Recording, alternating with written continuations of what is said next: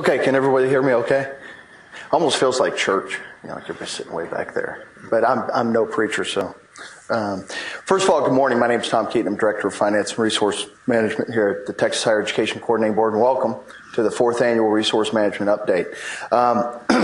First of all, kind of the purpose of this thing when we started it, and still is today, is to provide a forum. Because a lot of times people that work in these fields, they kind of get shoehorned in institutions, and there's a question that sits out there, they don't really get it, or there appears to be some sort of black box phenomenon that happens here. Certainly we don't want that to be the case. We want everything we do to be transparent. You can understand it up front. That's both good things and not so good things. So we encourage you to ask lots of questions throughout the presentation. There has been a lot of discussion in the resource management arena thus far. There's already been one hearing with the interim House Appropriations Committee where they've talked about funding for capital purposes. So people are looking for alternative sources. Everybody, the question of the day, I'm sure somebody at your institution will ask, what about TRBs? The answer is we don't know. We anticipate there will be a call for them, and we're certainly leaning forward to accept the applications, and with minimal changes to the last application process. And that all depends on a bill being filed requesting that, and we will certainly be responsive to the legislature on that. So the answer is we don't know. But also looking for other means in which to fund capital development. It's going to be a very busy summer in resource management. We've got the space model working group, actually space planning tool working group that'll be popping up this summer. Announcements went out to your presidents a couple weeks ago. For volunteers, we've received a lot of responses, but I'd like to use this as a plug to make sure we get those responses in and complete so we can get that work. That's a big deal. What the background on that is, one of the charges of the Formula Advisory Committee was to review the current space model for its appropriateness and make modifications. It's a great tool. It was developed about 20 years ago, a little over 20 years ago, and has served very well. But like any other model, of course, being really cutting edge, there's a lot of things have changed in the arena, both in the distance education or non-traditional education environments, and in the way that the delivery of higher education has occurred, and efficiencies that can be met and that are routine now that weren't so routine then. And we want to make sure that the model reflects that. Well, the Formula Advisory Committee made the determination that they would, for the purpose of determining the appropriateness of capital development projects for an institution, they didn't want to wade into that. So they deferred that for us to form a working group to inform the process from the institution to inform the process of coming up with a tool that would be more contemporary for the planning of capital development. How big should an institution be? What are the appropriate economies of scale? What other tools have cropped up in the last 20 years? And there are several. What's been done out there in the body of work across the nation, whether it's through APA or private companies or other states, other countries in some cases, to determine what the right size would be. We'll be doing that this summer for the General Academics and Texas State Technical Colleges / Lamar's.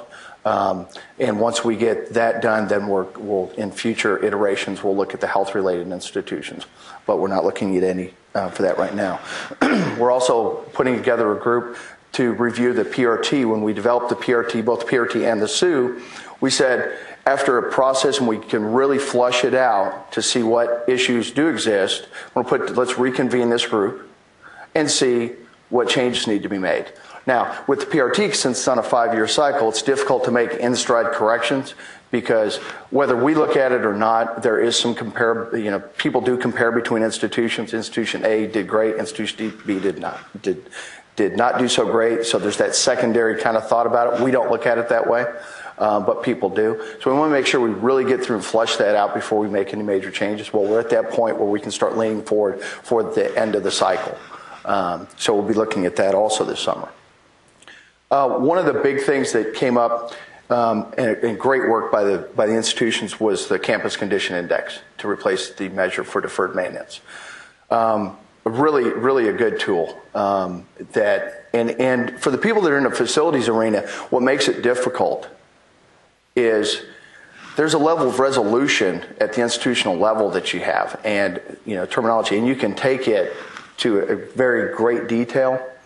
But whatever we came up with, and the folks in that were with the working group can attest that much of the discussion rested on how can we make this something that the general public, that people that don't work in the facilities arena can understand. When you talk to a facilities manager and you say life cycle costs, that pops right in their head. They know exactly what you're talking about in most cases. But does the general population know what all that entails? Can we put it into terminology, put it into buckets, if you will, to where people can get it? Because at the end of the day, that's what we have to be able to do. I think we've got a great tool to do that. Well, in the middle of that, and I think Paul will touch on some of this, or a lot of it, the SB 5 was passed in legislation saying that after this fall, or after fall 2013, well, the institutions are not required to provide campus condition index or deferred maintenance information anymore. And that's the current status of the statute. Our admonishment to the institutions is that while that is the case, we know we're going to get asked for this information. I'm as sure as I'm standing here. At some point, somebody's going to say, how much from the power that can direct our activity, how much deferred maintenance is out there? Or the simple question, what are the capital needs in the state of Texas? And we have to be able to answer that question. So in order to answer that question, we're going to go to the institutions and say, okay, how much do you need for deferred maintenance? How much do you need for repair renovation? How much do you need for adaptive needs? We're going to ask that question so we can answer it. And in that case, if an institution does not track it and doesn't have these systems in place, it's going to be very, very difficult to answer that question in the timeline that we have to provide a response. It's not a timeline that we're making up. It's a timeline that we have to provide a response to. So what we'll do, given the current status of the statute, is we're going to leave it open as an optional report. So this CCI that we're going to talk about, that Paul will be presenting on, is not just for one fall and then it goes away forever. Currently statutorily we won't be collecting as a mandatory report, but it's going to be open as an optional report. And we strongly suggest that institutions take a good look at providing that sort of information. And then we're going to take a look at the project application and review process and talk about that, because, again, we don't want anything to be a black hole. Everything we do, we try to be as transparent as possible. And this is a means for you to make sure that when we ask you a question, you can kind of get why we're asking the question. There's nothing worse than a loaded question, and we're fully aware that sometimes when we ask a question about something, that institutions are looking at going, okay, what's the real question behind the question? Okay, that's what we want to have answered today. And we'll tell you what the real question. And if you don't know, ask. Just send an email. Go, okay, what's the real deal here? And either I or my staff will tell you, here's what the concern is, or here's what the question is, and that's how far it goes. A new thing we started this year, we're going to start this year, is an open forum. And that's pretty much, with the exception of throwing things and insults about my parents or my folks' parents, it's pretty much, and it is what it is. So at the end of today, that nagging little question that floated in there, why does the coordinating board blank? How are other institutions doing whatever? How have they solved this problem? That question can at least be answered, and to provide that collaborative exchange that everyone finds, and that history has shown is always the most beneficial solution. And again, this is being broadcast. If anybody's having problems with the broadcast, email, it's on the screen, and if they can't see it, they wouldn't be able to get it. So it's Thomas, Thomas, Keaton, Keaton, @thecb.state archive.tx.us. Email that. We're monitoring the email as we get questions that pop up. Just to let you know, there is sometimes a lag in the presentation, so we may be reaching back to answer the question. That's just the way that the timeline works. And so please be interactive. If you're here, raise your hand. We'll have people in the group or out there with microphones, so everybody can hear it, because we do record it. We have found that institutions have gone back and go, yeah, they talked about something to do with that. What was that? I can't remember. I didn't get it in my note.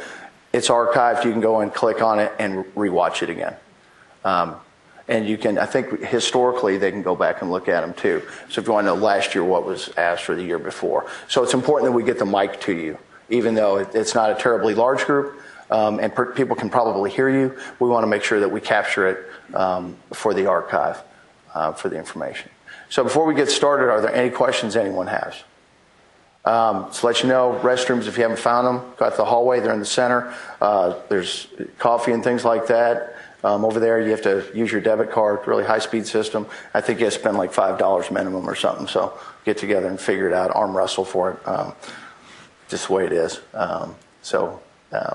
With no questions, I'll turn it over to Paul Turcotte.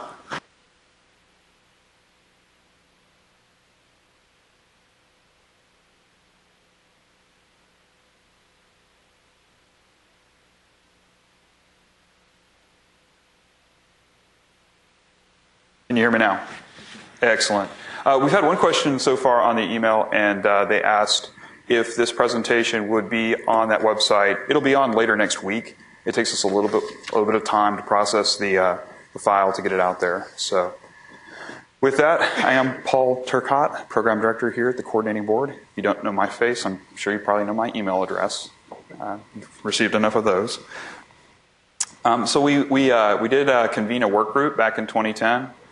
Some of your peers from the institutions came and chatted about the Campus Condition Index and determined that, yes, we did need to change the reporting a little bit. We had some gaps in the reporting in that really you were supposed to be reporting all of your deferred maintenance, both auxiliary and E&G, but the value that we were using was only the E&G space, so there was an unmatch for a lot of institutions there with more deferred maintenance than value comparatively. Also, we had some definitions that maybe weren't as clear as it could be, so the working group decided that it'd be a good idea to refine those a bit, and you'll see that in this.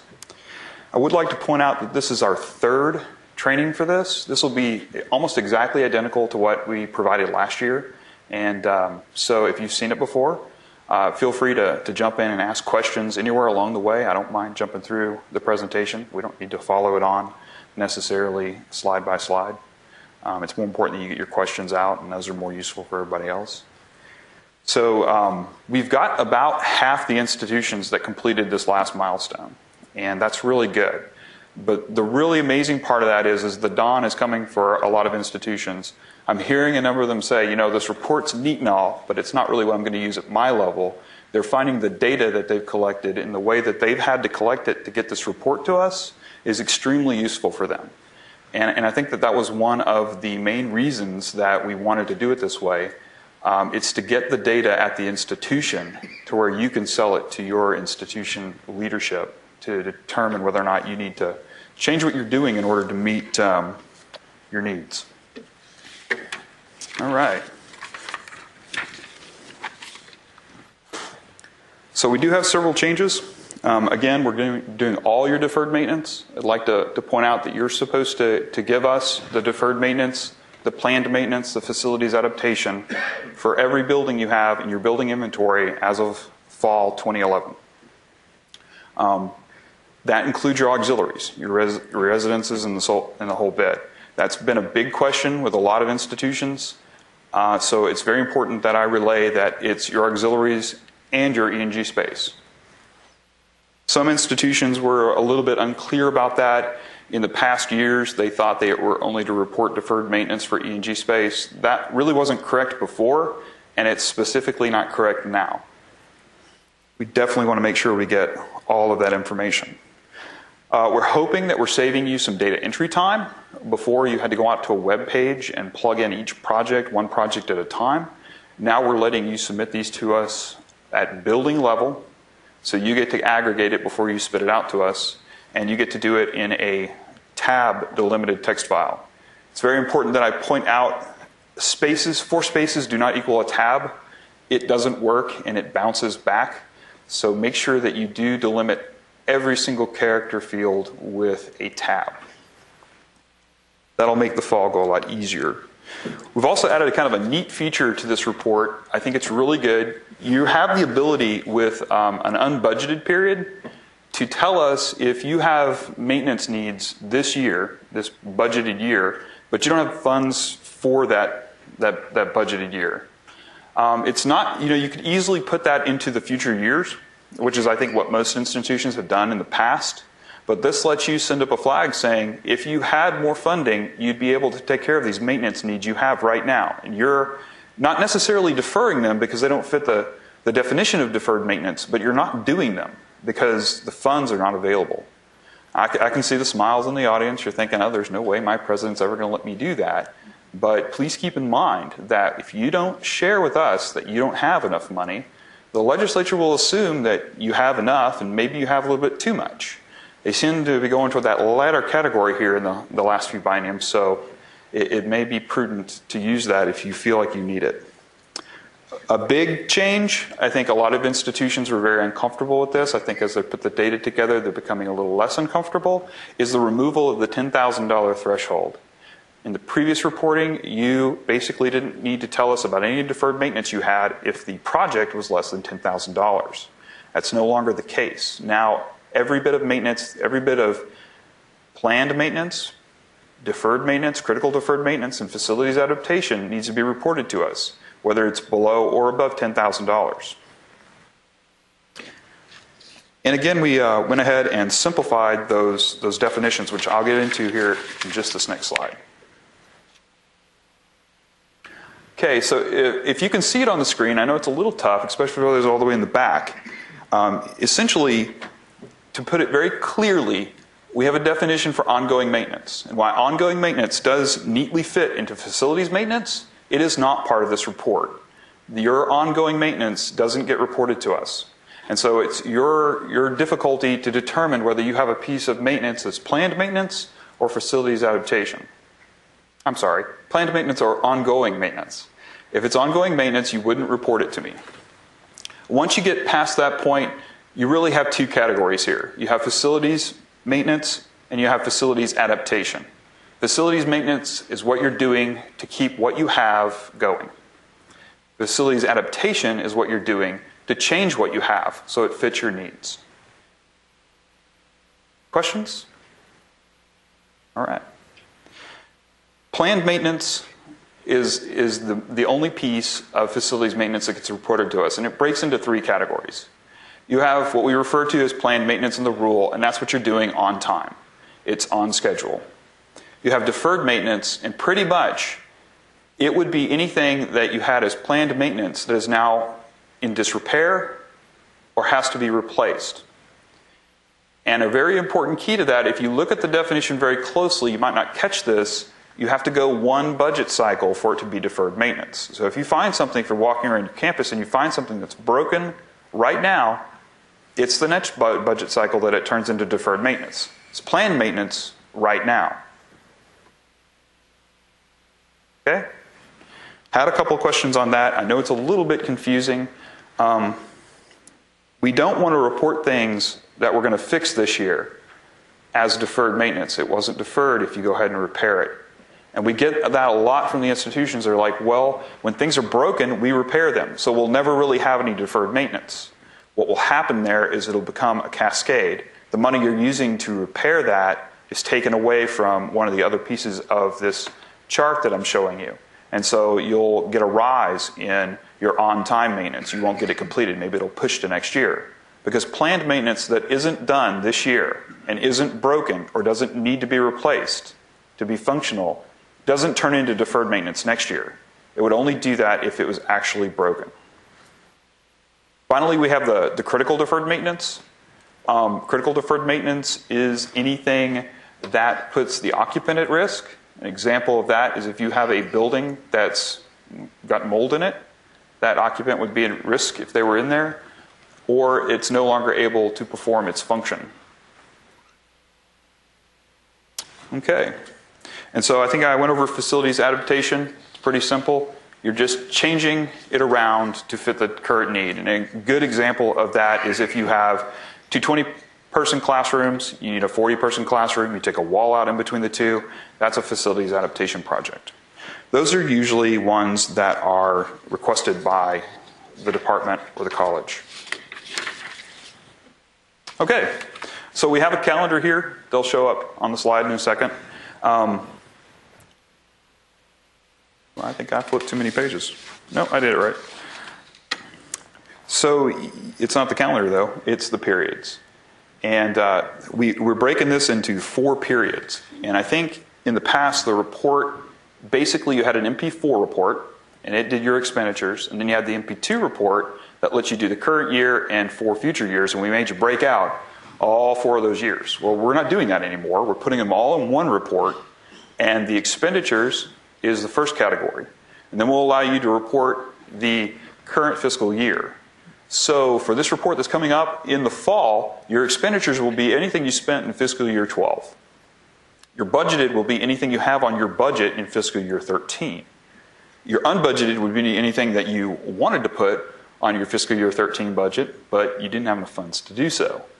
And then everything else, the 4 future years, get lumped into one period code projected. And so you'll put fiscal year 14, 15, 16, and 17 into that one period. We won't be able to tell here at the coordinating board whether that maintenance is due the following year or the following 4 years.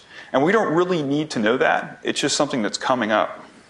And so that's perfectly fine for the way we're going to be using the data. Yes?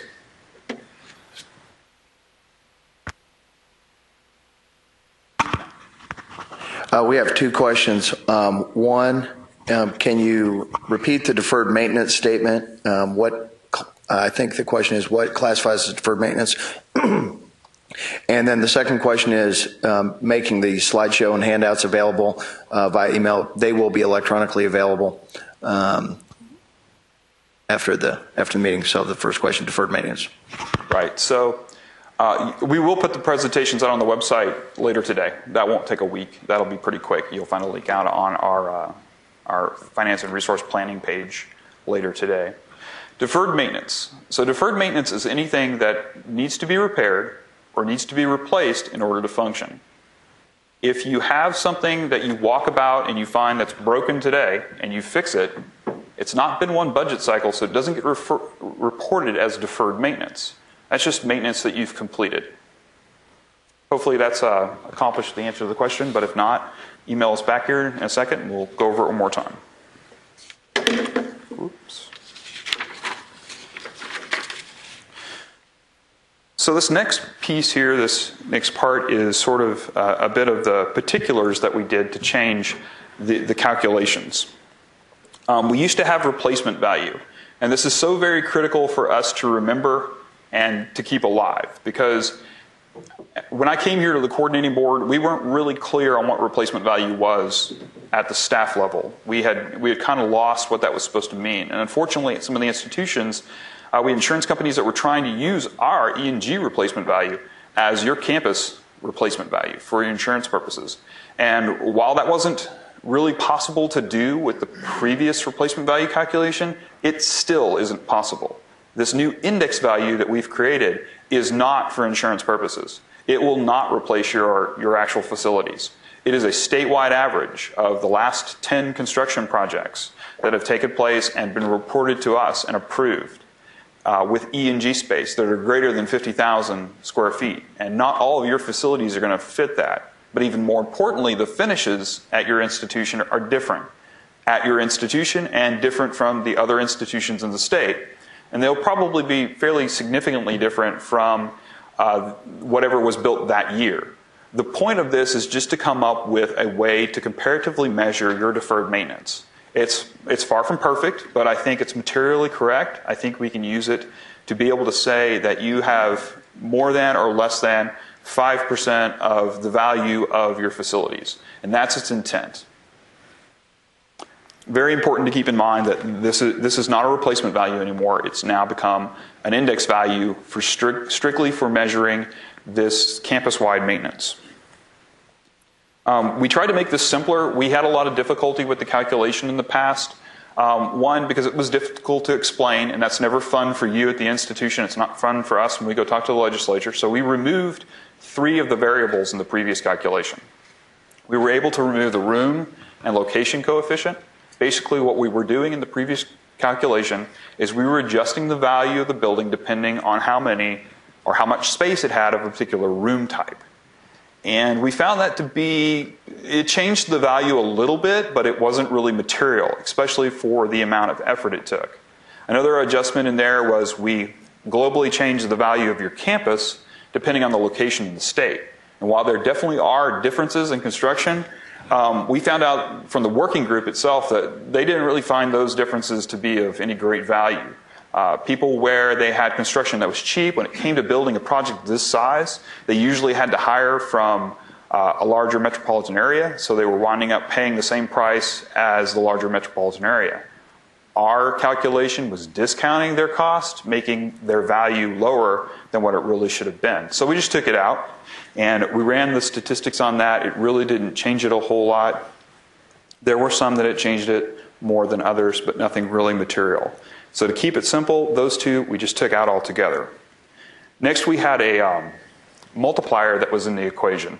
And what the formula was doing was it was taking the rooms that you reported for an individual building, and it was taking that number and dividing the gross by it.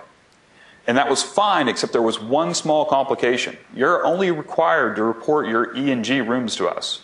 So if you had a building with very few E&G rooms, then your multiplier would be very, very large. Sounds great, but it really is crazy, especially if you change the situation for the very next year and then you get this radical change in your replacement value. And of course, on the other end, if you have a building that's all E&G space, you're going to have a very, very small multiplier. And we just came out with really crazy multipliers. The multiplier is essentially the inverse of the efficiency. So if your building is 60% efficient, then your multiplier should be 1.67. We had multipliers that were 1,300, and we held multipliers that were 0.01, and it just didn't make any sense. So instead of pressing forward with that complexity, we just said everybody would be 60%. That's the efficiency threshold for office space here at the coordinating board. That's our standard. So we applied that. That did make a material difference. But when you take out all the anomalies, surprisingly, it didn't. On the majority, most of the buildings that we have with E&G space out there are about 80% efficient. So we're giving you a little bit of a bump in your value. That's an increase than if we had gone with an 80% efficiency. And I think it just makes it a little bit easier. It gives you a little bit of wiggle room when it comes to the value. But not so much so that it invalidates the whole process. Hey, Paul. Yes. Hope that was loud enough. Another question. Could you clarify project types or project scopes included in facilities adaptation category? From earlier conversations, if a project didn't change the use of the space, it wouldn't be included. For example, if a project was just renovating an area for a new user, but a similar use, it wouldn't be included. Right. That kind of work wouldn't be facilities adaptation. If you're not changing the configuration and you're not changing how it's going to be used, then it's not facilities adaptation. That's a planned maintenance event, potentially. It might even be ongoing maintenance. Again, you have to look at the definition and you have to fit it in those 2 slots. But it definitely wouldn't fit adaptation because you're not changing its function. You're just refreshing the room because somebody didn't like the color or they didn't like the shag on the carpet. That's not facilities adaptation. Okay? Another piece that we've added to this is, one, before we were only looking at your E&G space, and when we gave you a construction cost standard, it was for 5% of your E&G space. We're still going to do that. And that's the only thing that's going to be used as a standard for your construction projects when we're meeting or not meeting standard for the board's purposes. However, we're also going to publish an institution-wide number. We're not going to use it for the construction projects, but we're still going to have it in hand because that's the real story. That's what you as a maintenance person have to deal with every day at your institution. You can't say, well, it's not E&G, so I don't have to worry about it. Well, maybe some of you don't have to worry about your auxiliary spaces, but I'm sure sooner or later it all comes to someone's concern. So we're going to have this overall aggregate number. And on top of the value that we calculate for all your spaces, the calculation that I just went through, where we take your NASF and your E&G NASF, and we multiply it times 1.67, and then we multiply it times a base rate, which we'll talk about in a minute. We're also going to have an institution-wide value. The institution-wide value will just take your gross for your campus, and we'll multiply it times that base rate. And on top of that, to account for your infrastructure, because the gross of your buildings doesn't include your infrastructure space, we're going to give you another 25% of that gross on there to cover infrastructure. It's a bit of an arbitrary number. The work group, 2 institutions that attended the work group went back. One of them came up with a number that was like 27. One came up with 23. We took the average of it. We realized that in future work groups, we'll do more work to figure out the best way to determine how much infrastructure space you have at your campus. But for right now, we're just adding 25% to that. Again, that's a little bit more that you'll have, so that when we talk about your institution-wide value, that percentage will be a little bit lower of your deferred maintenance and critical deferred maintenance to your index value.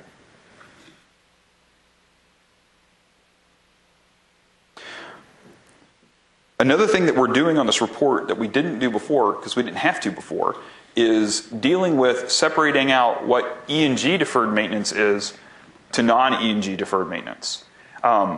As you can imagine, now we're definitely getting all the deferred maintenance. Probably none of you have any buildings out there that have just E&G space in it. Probably every building you have has some portion of non-E&G NASF in it. And so what we're going to do is we're going to take the ratio of what you report to us for your E&G space, keeping in mind that you don't have to report your non-E&G space to us.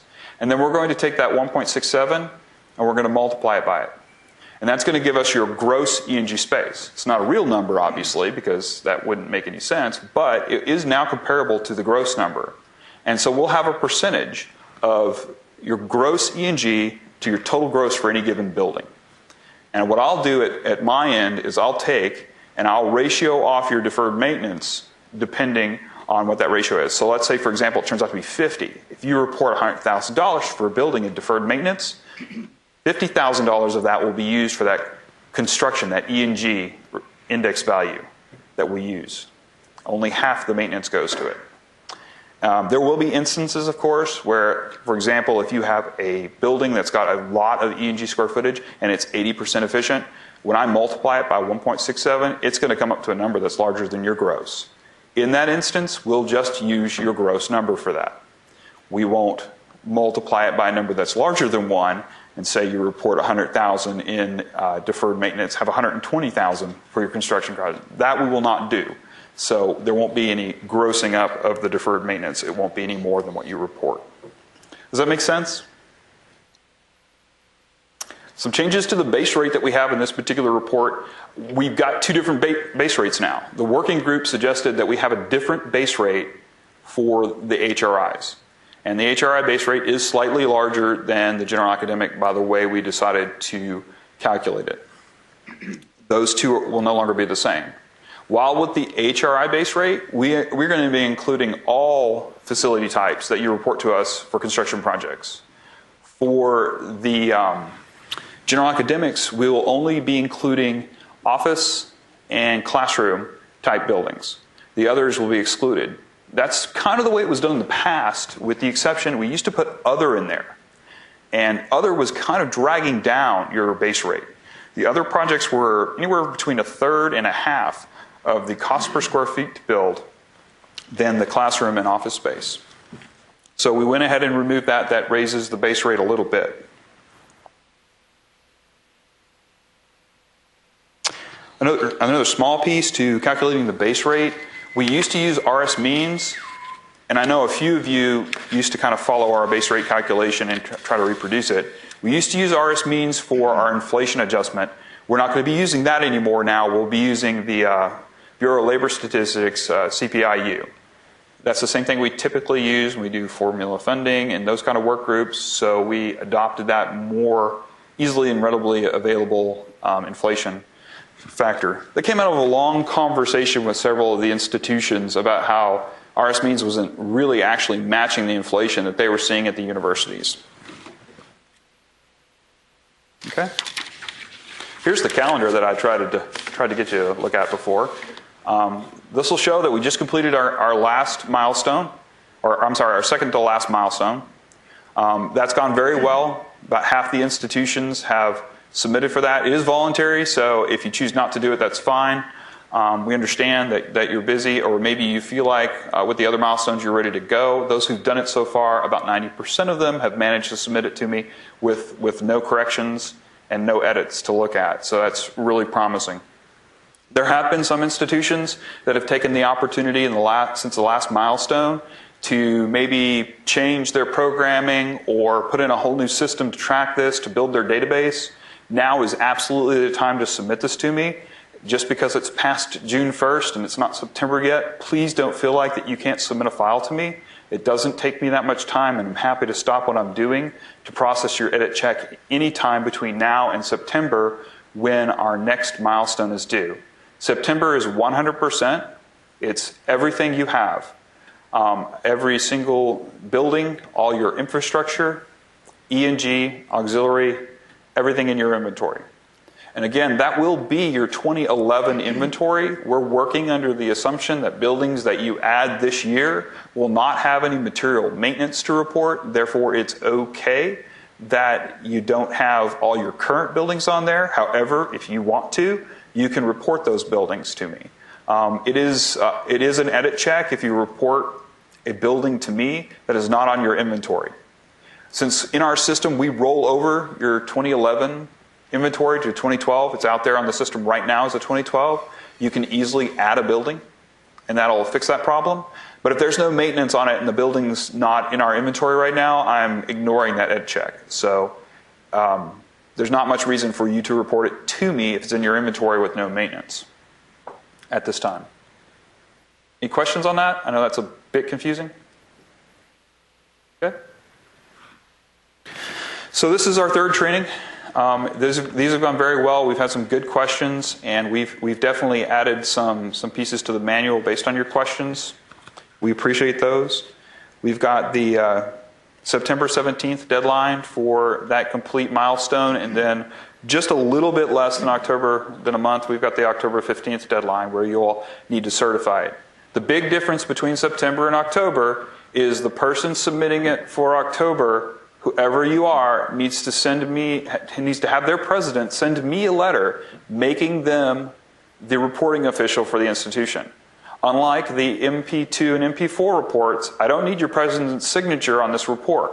I need an email from the president, a letter making the person who's going to send me the report the reporting official. That's the president's way of telling me I am proofing this before I'm certifying it before it goes out to the coordinating board. And whoever that person is will be the person that they entrust that with. If we get a report from somebody else, we'll just ask that to come from the person with the letter. Yes, go ahead, David. Okay, I want to be clear. The person reporting, does that mean if I have someone that sends you the report, it has to be that person? Or is it me? Or so if your president sends me a letter saying David Morrison is a reporting official for Texas A&M University, then it needs to come from David Morrison's email address. Okay. Okay? Thanks. Yes, Lily? There's no change in the current reporting official. If I've got a letter from your president saying that you're the reporting official or whoever is the reporting official, I only need that one letter on file at any given time. It can sit there for 10 years, and that's fine. Okay? All right. So September, anybody can send the email that you choose. October, it needs to be the person from the reporting on the reporting official's letter. I would like to point out that right now I have about 10 or 15 reporting officials' letters. Now would be a very good time for you to go back to your institution and get your president to decide who the reporting official is, even if it's the president. We'd appreciate a letter. However, honestly, if it's the president, I don't need a letter. I got that list of names already, and we can use that without a letter. Okay? Excellent.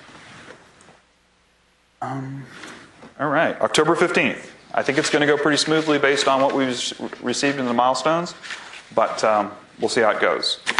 We're going to shift the presentation a little bit at this point. I know it hasn't been overly exciting up till now. I unfortunately have to report that it's going to get a little less exciting, but never know. Your questions might make it more interesting. I'm shifting back over to what I introduced last year, which is the mechanical part of the reporting. Like I said, about 90% of the milestone reports that I've gotten in so far this June, no bounce. But those 10%, well, you know, I like to reiterate what needs to happen and make it easier, because apparently people don't like to have it come back not working. I would like to point out that the purpose of these milestones is so I can reply back to you telling you what needs to be fixed. So you don't have to fix it when you're really busy in the fall with all those new students. So please don't be offended if you get that email back saying, this character's not quite right, this building's not there. That's okay. That's the whole purpose of this milestone. And hopefully we're saving all that exercise from the fall. I would also like to point out if my email message seemed to be getting a little shorter, it's just because I'm having to send so many email messages out on this. It takes a little bit of time. How to report? That's the big question. You know, we have been using the ICPS system to collect this application.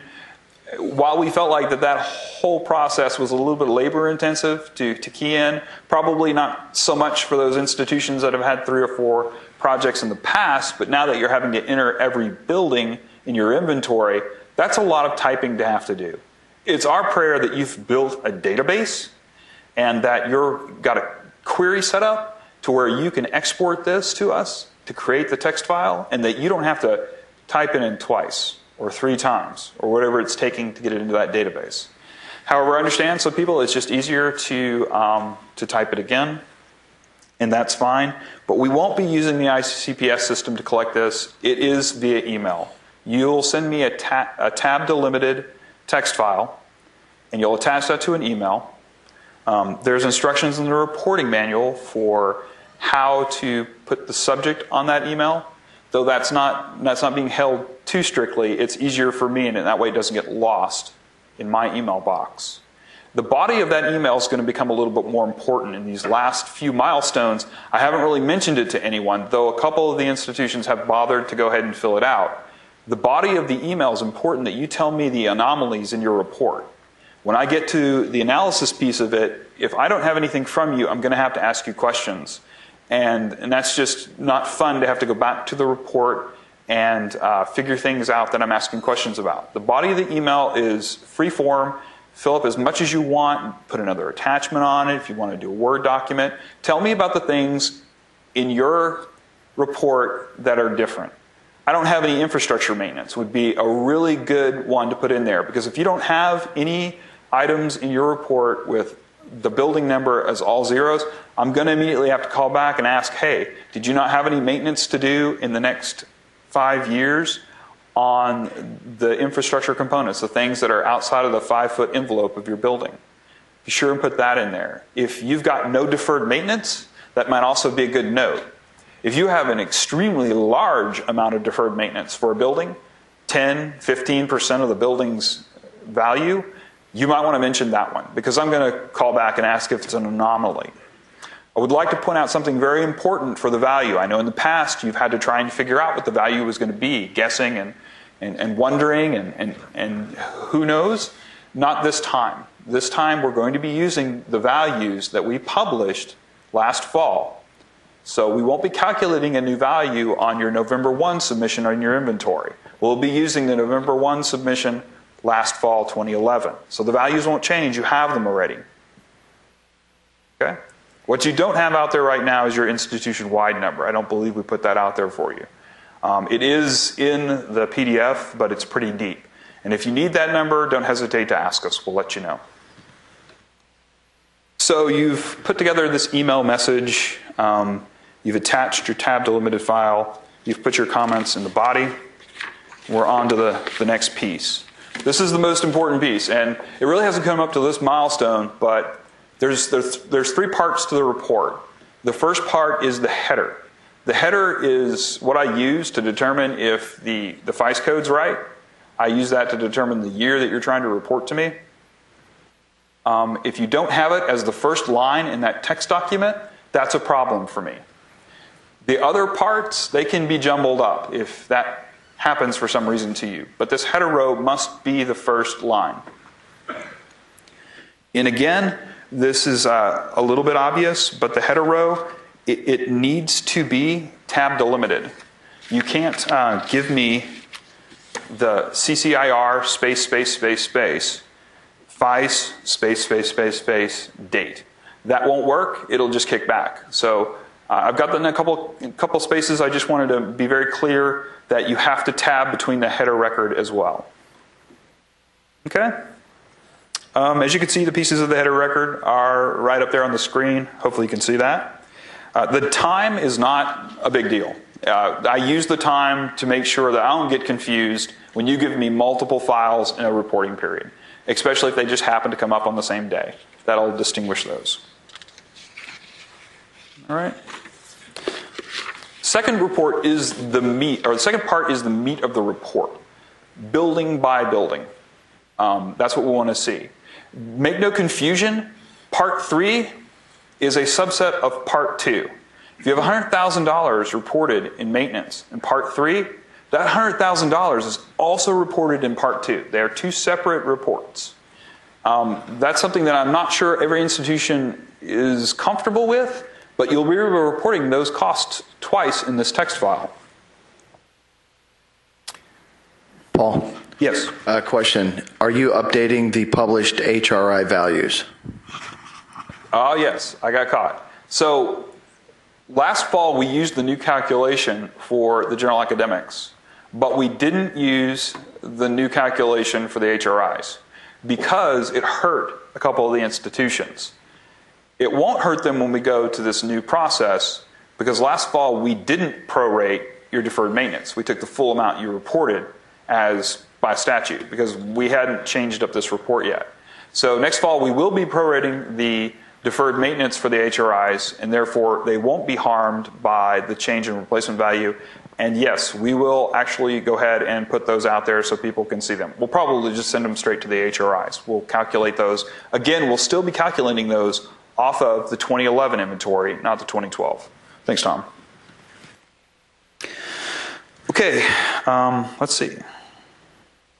So this can be a little bit confusing as well. Some people think that this text file might be a great way to manage your projects, but that will not be the case. You're probably going to have multiple lines for each building, even if you only have one project, because there'll be a line for each combination of coding. And so a given building can have hundreds of lines, depending on how many projects it has and how many combinations of maintenance it has. You're saying, well, what am I supposed to do? Well, I have a feeling most of the people listening to this today have figured out that you're going to need a separate database. That might be an Excel workbook, that might be an Access database that you've created, or it might be an application that you've purchased. But one thing's for sure, you won't find the data in this text document very, very useful at the institution level. That's a great summarization for us here at the coordinating board. It's good for us to present to the legislature because it's simple, but I think it's a little bit too simple for you to manage with at your institution.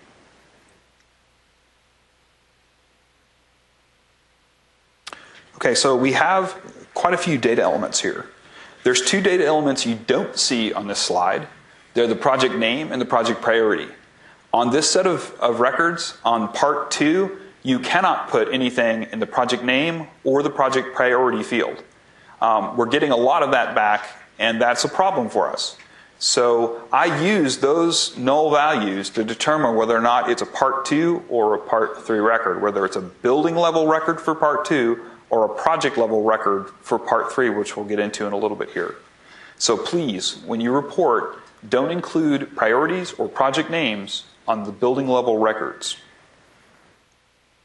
These are fairly straightforward. We'll go through a few of them, but most of them we can skip. One thing I would like to point out, an error that I'm seeing, is the year. The year is either the calendar year or the fiscal year of the expenditures. Those are the same year. So this year it will be 2012, which we're doing fiscal year 2012 expenditures, and you're reporting in October 2012. So that's kind of an easy measure. Okay. Not to belabor this. So again, we have 4 periods: expenditures, budgeted, unbudgeted, and projected. If they don't fit within these periods, and I know this is fairly obvious, but I'll say it because I did get a couple questions. They don't fit in these periods, so they're not in scope of the report. That's just like it was for the MP2 and 4. So we only want last year's expenditures, this year's budget, and the next 4 years projected.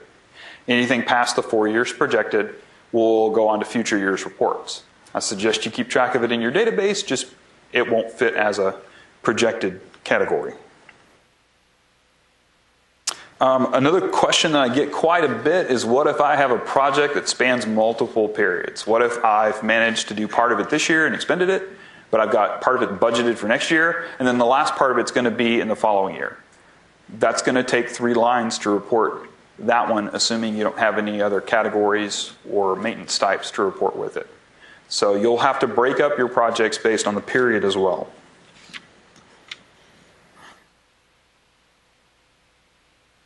Tricky thing about the unbudgeted piece, unbudgeted could be a little confusing because, let's face it, anything that's not in fiscal year 13 this time would technically be unbudgeted.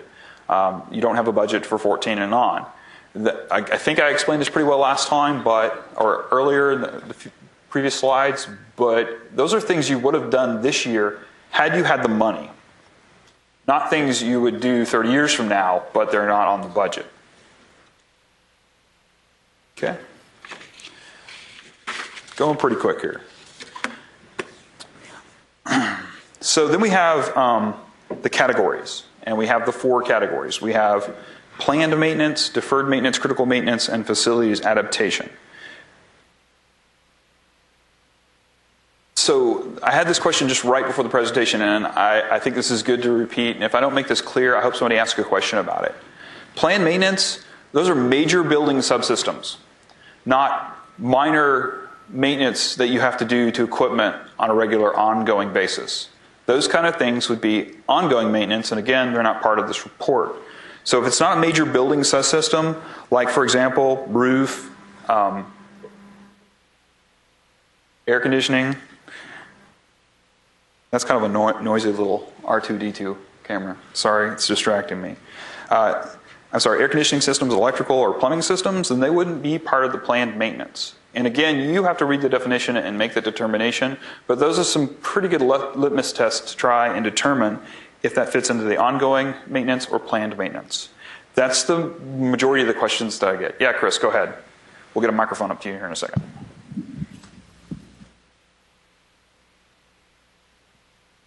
Okay, so if something comes up next week that wasn't planned or anything else, could you show your slide again? That would help me out. Sure, they'll put the slide up here in a second. So there could be something that doesn't fall into planned or deferred or critical deferred, but I'll just show it as an expenditure next year.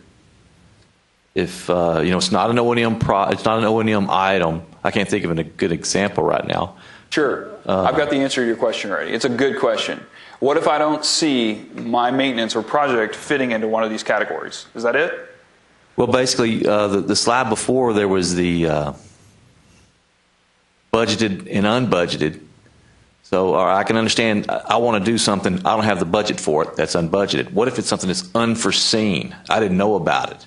Planned maintenance doesn't mean that you have a plan. That's not actually in the definition. Planned maintenance is a type of maintenance, not that it got put on a schedule someplace and it's coming due. The planned maintenance exists whether you schedule it or not. Whether you plan for it or not, it's still maintenance. And that's a really good question, Chris, and I really appreciate it because it's a nuance that we think some of the institutions might have gotten confused on with the previous reporting. So whether you, say, for example, have your roof planned to be replaced at the 30-year point this year, and you walk up on the roof and again you realize, oh, it is 30 years. Well, I wasn't planning for it, but I did it. It would go under expenditure planned maintenance on our report, even if you didn't have it scheduled. Did I Okay, get so it? something that's just kind of, I dropped the ball, I didn't think about it, but I realized I have to do it that year. I'm going to report that as planned maintenance. Still going to report it as planned maintenance. Yes. We wish we tried, we really worked on these names a lot. I saw a lot of struggling in the room when we were going over these, and even though it's been 2 years, I still remember all the nuances with it. It's tricky to pick the perfect names, but that's one that doesn't necessarily fit its name when you have something that you didn't see coming, but it still fits the definition. So you have to look at these definitions to determine where your maintenance falls into. And our staff is available. We'll help you quandary it. I'm not sure that we necessarily have a whole lot of experience doing it, but we're happy to be a sounding board for you if you're having trouble figuring it out. Okay, so major subsystems for planned maintenance. Deferred maintenance doesn't happen unless it's fitting into the planned maintenance category and it's been out of budget cycle and it's broken. In the past, we can look back at the projects you submitted to us. Not all the projects that you submitted to us fit that particular definition. That is a change in the deferred maintenance definition. In the past, we saw some of your planned maintenance in with your deferred maintenance because you felt like the only way to tell us about it was to make it deferred maintenance. Please don't do that anymore. We're not trying to collect as much maintenance as possible. It's not a race to the highest number. It's hopefully getting a material accuracy with this. Getting a report that truly reflects what you are not doing because you don't have the money, the time, or the ability to get it done right now, scheduling wise. So deferred maintenance was planned maintenance that you were not able to do for a budget cycle or more, and that needs to be done because it's broken or must be replaced to function. Critical deferred maintenance doesn't necessarily have to have been planned maintenance, but it usually is something that's a planned maintenance type of event that's putting the occupants at risk or putting the building at risk of being able to fulfill its functions. Demolitions are critical maintenance or critical deferred maintenance. So if you're demolishing a building, you would go ahead and record that as a critical deferred maintenance category. And so, yes, go ahead, David. Okay, I've got a building that is inactive. It's been sitting there. Nobody's in it. It's not hurting anybody.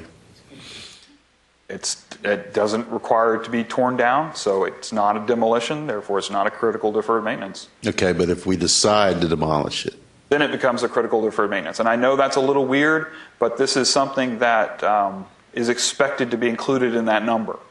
I'm not completely clear on the history of it, but we had a long conversation with our leadership on it, and we want to keep demolitions in the critical deferred maintenance category. This is a great item for the email body to say, I've got this huge critical deferred number, and it's for demolition of a building. What if the demolition is part of a construction project, which is prior to the building of a new building? That doesn't change the reporting of it here. It might show up on your NP1 report as a combined project, but you would still report it here as something that's critical deferred maintenance. Now, keep in mind, you do something like that, there's a really good chance that it's not going to show up as a budgeted critical deferred maintenance item or an unbudgeted critical deferred maintenance item or a projected critical deferred maintenance item. It's just going to show up as a critical deferred maintenance item expended. And so you'll still meet standard. The expenditures category doesn't go onto the standard. So that won't blow the standard piece. And again, this is a really good place to use the email body to tell us why you had a critical deferred maintenance expenditure this year when you haven't had any in the future or in the past reports to show. Okay? So facilities adaptation, I think we've covered. Does anybody want to go into that anymore? Nope. All right. We're off to the next one. Yes. Sorry, go ahead. One question concerning the facility adaptation versus critical deferred maintenance. If I have an older facility with no sprinkler or fire alarm system, it's not up to code. Is that the occupant issue, safety of occupants, or is it a facility adaptation? That's a kind of a bit of a tough one. I can tell because everybody's staring at me. Hey, Paul. Yes, go ahead. If I could jump in, is it grandfathered in? It meets current code, but if you make any changes to the building, you know, the grandfathering process. That's affirmative. Okay, so if it meets the grandfathering and it can be used, well, it should have, that would be a facilities adaptation item. Okay, if it does not meet current code, well, nobody should be in it, of course, but then it's a critical deferred maintenance item. Does that make sense? So by being grandfathered, it does meet the standards of the code as it sits as of the reporting period. Yeah, and if I go in and do $50,000 worth of work, it means I have to now That do would the whole thing. That would and I then don't trigger have the it money into a to critical do the, deferred maintenance item. But sitting as it is right now, it is not a critical. then it deferred becomes critical. Right. Deferred maintenance. Right. Okay. All right. Good question. Thank you very much. So I think we're on to our next slide here. We get to our next field, which is maintenance type. These didn't change. There's nothing new about these. They're identical to what you saw in the MP2 and MP4 reports. So I usually don't get a lot of questions about these. I would like to make a very important point. There is a big difference between a 0 and an O. And if you put a 0 in for your maintenance type, you will get the opportunity to resubmit it to me because I can't use that. I need an O in there. If I was a little bit smarter, I'd probably make that possible. We got a question in the back, Jennifer. Okay. Can you tell me why plumbing and electrical were lumped together? Those are each fairly complex systems in and of themselves. I agree. Those are fairly complex systems, and conversation did not come up to change these at all. They were that way in the past. That might be something that we change in the future. It's not a hard change for us at all. So if there was a group that wanted those split out, we would be willing to do that. That's useful information, and you think you have a valid point. I think we came across that this last week with somebody that had reported. Actually, no, not somebody. At least 3 institutions reported an E as a maintenance type because they wanted to see those separated. And I'm sure in their database they probably do. At our level, it probably doesn't matter. The legislature doesn't necessarily always look at these particular pieces of the report. We do want them separated out, but we can take that on as future advisement if you'd like. Okay, and go ahead, Tom. Yeah, we've got a question. If a building is not included in the inventory because it is, excuse me, because it is being newly acquired for the project, are you still expecting it to be reported on the CCIR if it goes down within 90 days of acquisition? Okay, so if I'm getting the question correctly, what we have here is a situation where the institution purchased a building. And so it's not on their their fall 2011 inventory. And so they want to know what to do. And again, it's the same story. We're expecting there won't be a lot of maintenance with that. You don't have to report that maintenance to me this cycle. You'll pick it up next time, whenever that might be. And it's fine. It might be a situation where you do have some maintenance that has to be done with it, and we'll miss it from this report, but it won't be a material difference. So the answer to the question is you will report the maintenance for that building this time. Now, if that bothers you and you want a more complete report, it's not a problem. All you need to do is give that building a building number, submit an inventory report, we'll use it, and you can report maintenance. Go ahead, David. You'll be first. Okay, that brings up another question. This building I've got that's inactive, that's not hurting anybody, and we decide we're going to demolish it. It wasn't reported on the inventory because it's inactive. So what does that do? Wouldn't it be on your building report?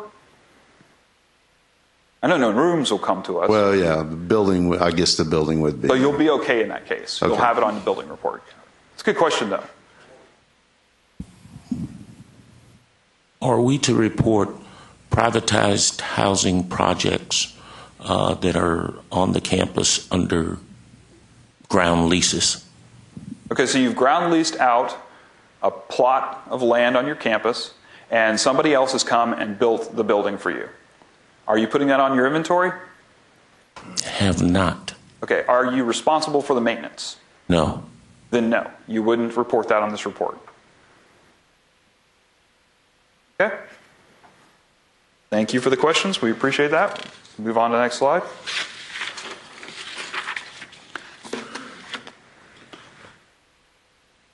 The last two categories, last two fields we have for this part of the report are the amount and the basis. The amount's not too tough. Most people get that pretty straight up. The basis is a little bit confusing, and I'm seeing the confusion in the reports. So if you have an expenditure, period, the only basis that you can use is ACT, actual. All expenditures are actual. Actual is only used for expenditures, and it's not used for any other periods. So if you have budgeted, unbudgeted, or projected, you don't use ACT. You only use that for instances where you have an expenditures period. It's automatic. And we're seeing that being confused. So hopefully that will clear it up for folks. We need to put some more language in our reporting manual to make it very clear, but we're seeing that come back as a main error. I'm afraid there might be some confusion on the other two basis options, the INS and the APP. I would like to point out that those are the only two other options. I've seen some creative insertions. They just don't work. We're always willing to take in your suggestions and implement them as soon as we can, but inspection and approximation are the two options. I think inspection is confused. If you get a builder proposal, if you get a vendor bid for one of these projects, that would be the inspected basis period, not the approximated. If you go in and you look at it and you figure out that it's going to cost $120,000 to do the project, that would also be an inspected basis period. This basis was put in here because some institutions don't necessarily have a schedule for all the maintenance of all buildings. Some of the buildings are just too small, or there's so little maintenance in them it's not worth planning and arranging that. Or maybe they just haven't gotten to it yet. That's fine. What we put the approximation in for is if you use some kind of methodology to make an assumption on a building on how much maintenance, deferred maintenance, critical deferred maintenance, planned maintenance it has. It's where you have basically guessed. And we want to determine how much of the report that we're presenting to the legislature is guess versus you using your professional knowledge to determine how much it's going to cost for that project. As you know with your experience, those two numbers are usually fairly different. And we don't think there's anything wrong with the approximation method, especially for buildings that have very little complexity to them.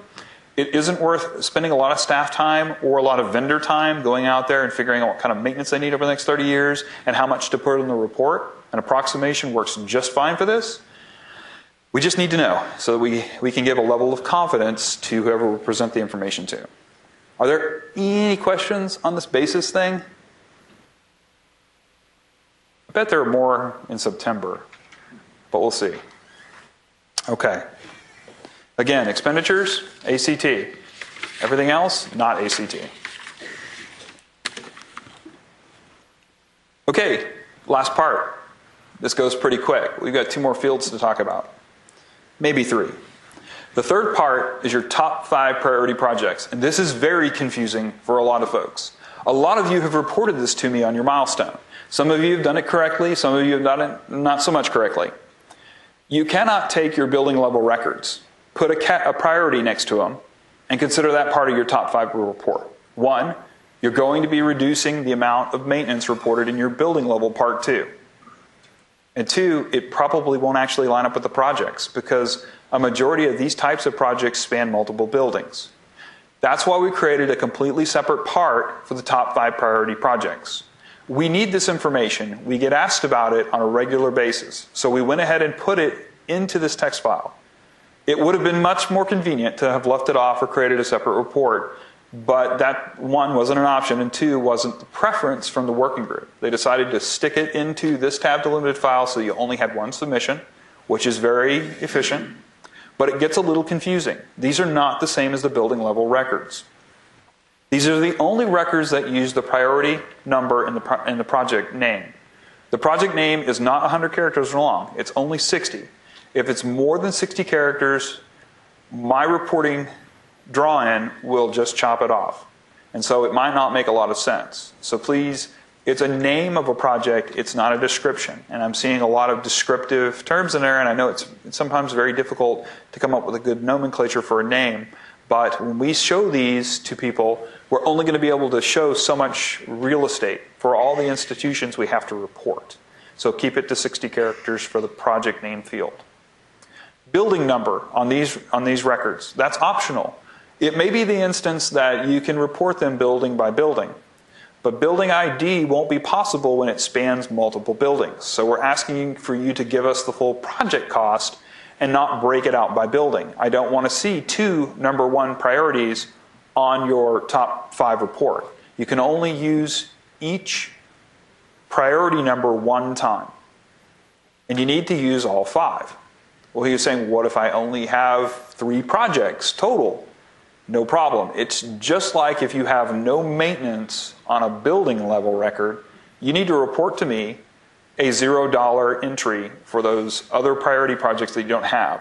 That way I know for sure that you didn't forget to put the last 3 priorities on your report, but that you just don't have any. And that's perfectly fine if you only have 2 or 3 projects. It's a little odd, but in the next 5 years or the last year you didn't have any, that's fine. Priority projects would never have an expenditure, period. They will always have a budgeted, unbudgeted, or projected. We would probably expect to see those as budgeted since they're your top priorities, but that might not always be the case. All right? Yes, we got multiple questions in the back.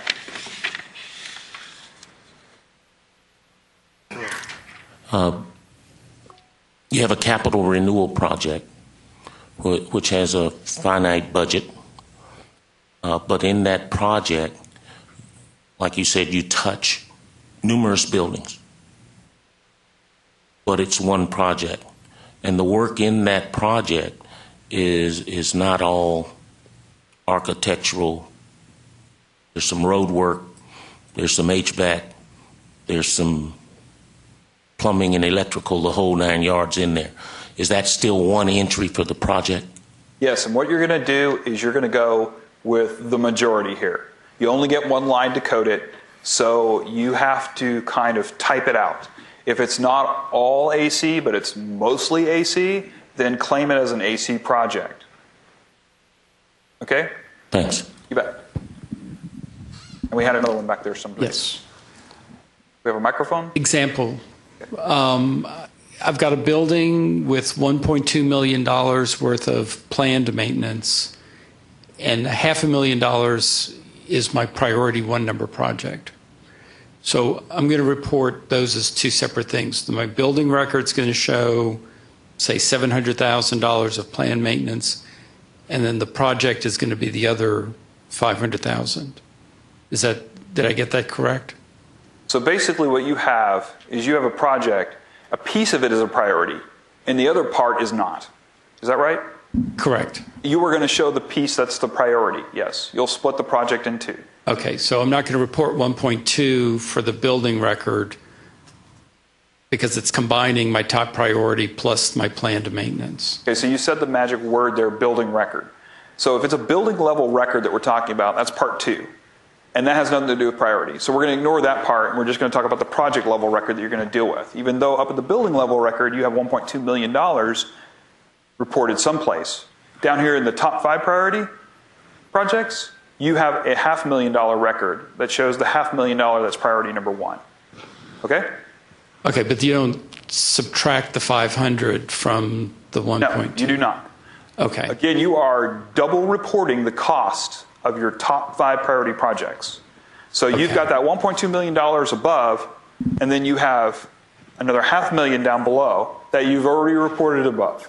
And that's because when I use the data, I am separating out those 2 sets of records. I'm putting them in 2 different tables. And when I go to report your top 5 priority projects, I'm not going to add your building level projects to that. I'll either report your top 5 priority projects or I'll report the cost for your building level projects. But I'll never combine the 2. So you have to report them twice. All right, so then everything that's on your priorities will already be up there, but then in the priority piece, you don't necessarily want building numbers. So if you have a project that's going to hit all these different buildings, you want that all aggregated as a project. But then above it, each one of those buildings should be in there then, correct? That's right. So let's say, for example, you have a $1 million project. It's priority number 1. It's going to show up as priority number 1 in the project level records, but it spans over 10 buildings. So for each one of those 10 buildings, let's say it's $100,000. So you'll have 10 records in the building level, but only 1 in the priority projects level. Okay? Those are good questions. I think I'm really seeing a lot of this on the reports, especially for people that are going ahead and reporting priorities. I don't know that everybody understands that we're duplicating those costs on the report. Paul, question, email. Where on the report should the line items, open parenthesis, project, close parenthesis, be placed? Can you say it again? Where on the report should these line items for the project be placed? Not sure how to answer that. Sorry, listener. If you're still watching, please supplement your question, and we'll be glad to get to it as soon as we can. Apologize for that. I don't quite understand. Matters. Oh, I understand. If the listener is asking what order those need to be in, they don't need to be in any order at all. You can put them in any order you want to. The project level and the building level records can also be intermixed if for some reason you need to do that. Again, I separate them out depending on whether they have a priority in name or don't have a priority in name. Only the header record has an order that has to be the first line. And I think we have another question back there. If you have a project that I would consider a priority project that is currently going on, that wouldn't go on the report because that would be an E because we are expending it right now. Excellent question. And if it spans multiple years, would part of it go on? And so are you dividing it up? Is that the criteria for not using the E? Correct. So here's the situation. Let's go with the example. We have $1 million project. $500,000 of it you did in fiscal year 12. And $500,000 of it you're going to do in fiscal year 13. The $500,000 that you did in fiscal year 12, it wouldn't be part of your top 5 priority projects. Even though that $1 million project's being reported as priority number 1, $500,000 of it's already been done. And so we don't want to communicate to the legislature that you have $1 million worth of projects to do when you really only need money for $500,000. You've already spent the other $500,000. So that wouldn't go in part 3. That $500,000 for fiscal year 12 wouldn't go there. You'll know that by the time you report because you're reporting in the fall. The $500,000 for the part that you're going to do in fiscal year 13 that you budgeted, that would go in part 3 of the report. Does that help? Excellent. Anybody else? Good questions. Much appreciated. Okay. Well, if there are no other questions for that, and while we're waiting for the other person online to get back with us on the one that I don't understand, I apologize for that. We're going to move forward. Hey, Paul, the person responded that you captured the question that the only line has to be in a certain spot is the first. All right.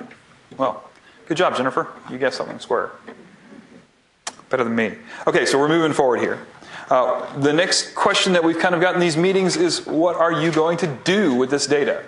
And we're clearer now than we've been in the past on what we're going to do. We can say, with no doubt about it, we're going to be using this for the construction standard. Nobody's wanted us to do anything more with it right now than that, with the exception of the ad hoc reporting we've always done on the MP2 and MP4 information. The first thing I'm going to do when I get your report back is I'm going to pick over every character, find anything I can, and send it back to you as a mistake. Now, that may seem like that, but it's not the case. I have an Access database. It takes it in. It checks to make sure that the types, the periods, and the building numbers and so forth all make sense. So I'll immediately tell you, hopefully within an hour after sending it to me, whether or not it's coded correctly. But that's kind of a really basic level.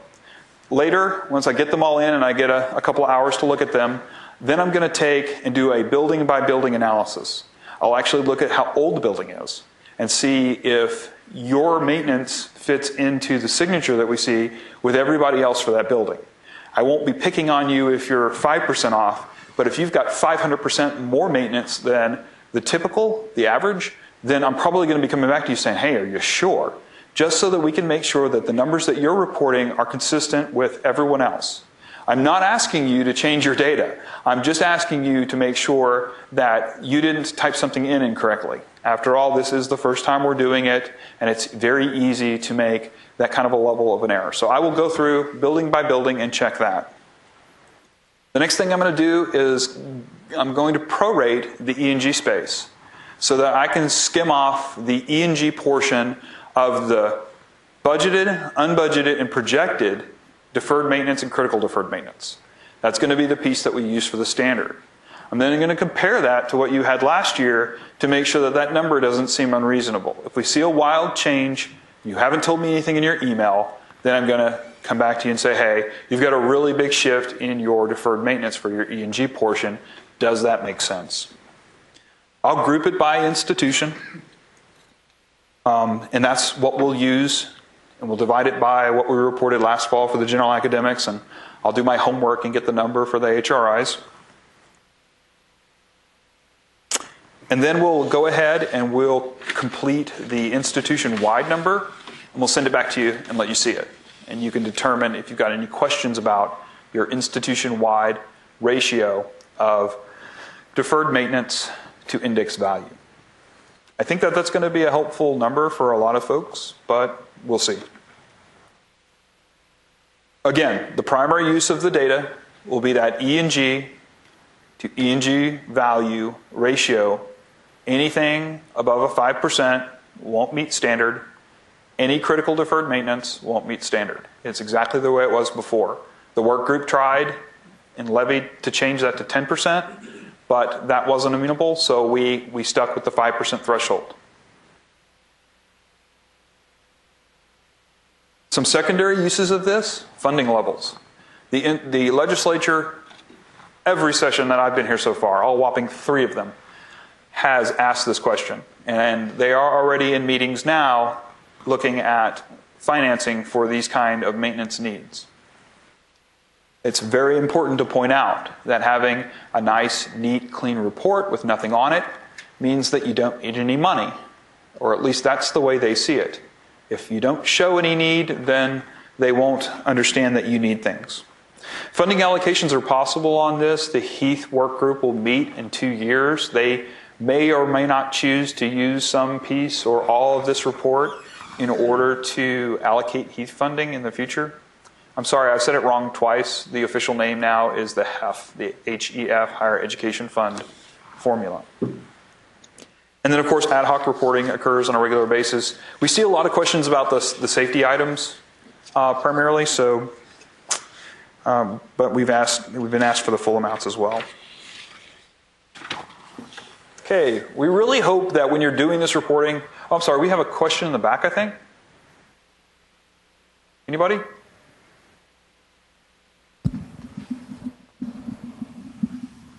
Sorry, another question. About the 5% versus the 10%, is that going to be revisited anytime, or is that?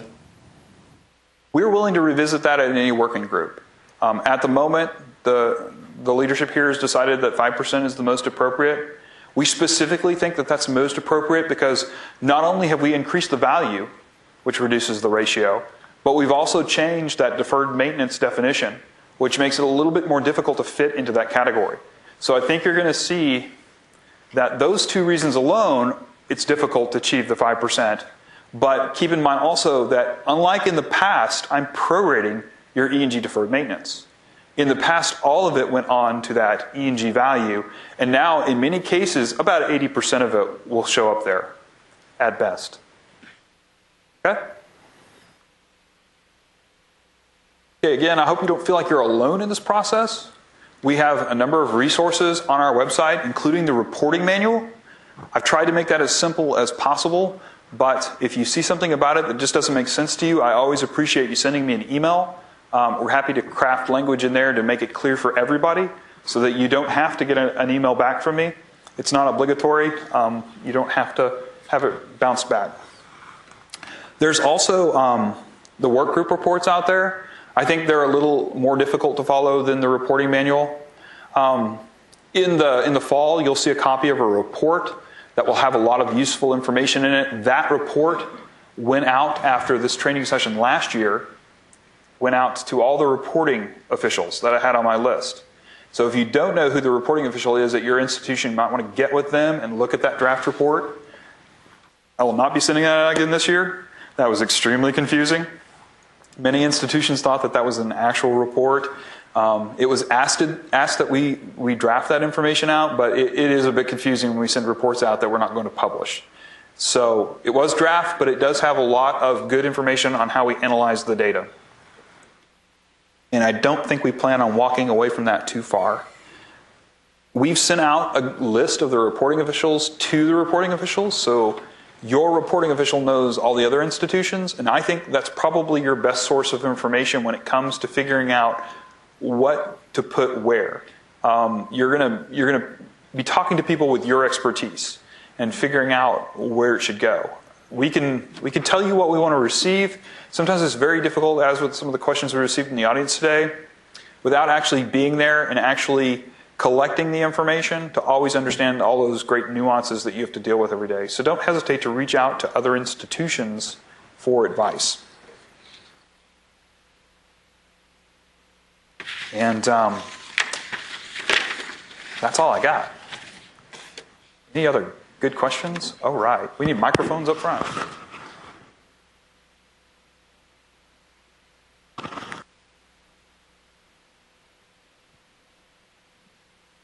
I've got another dorm question. We have a situation where we built the dorm. It's on our facilities inventory. It was later outsourced using a management contract. So it's on our facilities inventory, but we're not responsible for the maintenance of it. Okay, so you have a building you own, but you don't maintain. Somebody maintains it for you. Correct. Okay, so you really have no maintenance for that. All you have to do is submit one line with that building ID in it, zero amount, in any appropriate coding.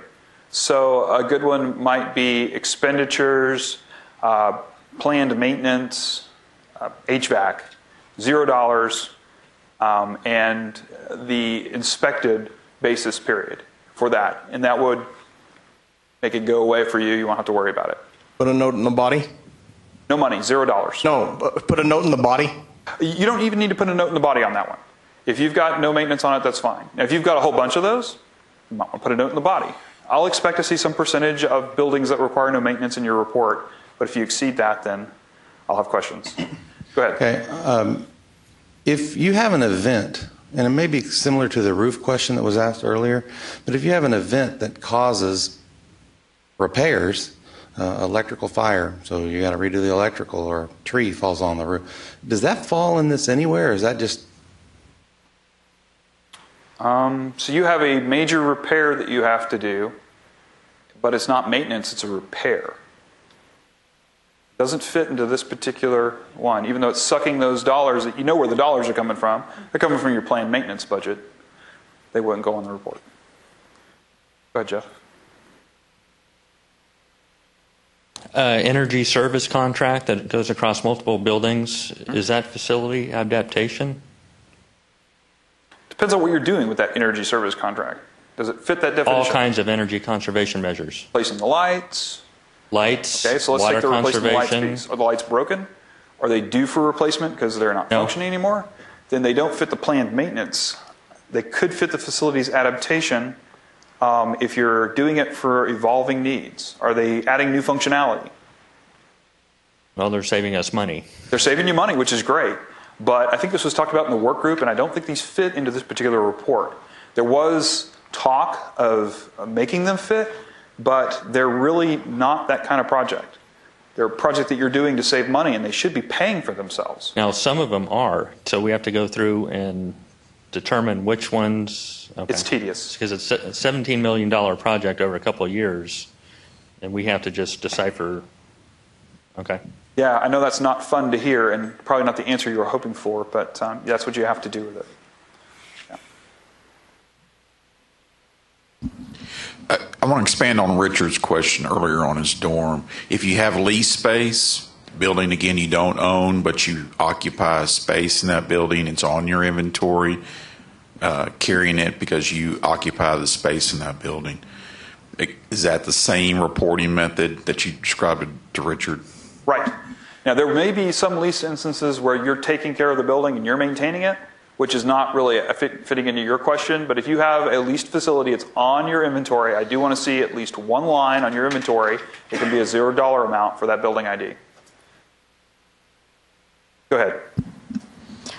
What if you have an energy contract and you have things on your planned maintenance that it is going to take care of? Chillers and boilers and electrical work. Then I say that you're performing that planned maintenance with that contract. But that's an easy answer. The hard answer is you really have to look at what you're doing with that to determine if you're actually accomplishing that maintenance or if you're just getting rid of the equipment that needs to be maintained. The equipment that's not broken and doesn't need to be repaired. You might have a planned maintenance item for this year, but it might not need to be done. You might have a 30-year roof, but just because you have a 30-year roof doesn't mean it's going to be replaced. You go up there and you look at it and you say, no, it's fine. I'm keeping it. In Texas, that's really unlikely, but it could happen. And if that happens, then it would be pushed forward as planned maintenance, not as deferred maintenance. So you might have an energy savings contract that replaces air conditioning units that aren't going to need any maintenance at all. They're just, you walk up to it, you say, I'm supposed to get this now, but wait, no, it's functioning just fine. I'm not going to do anything with it. Then you wouldn't do it. And in that case, it would not be part of your planned maintenance reporting.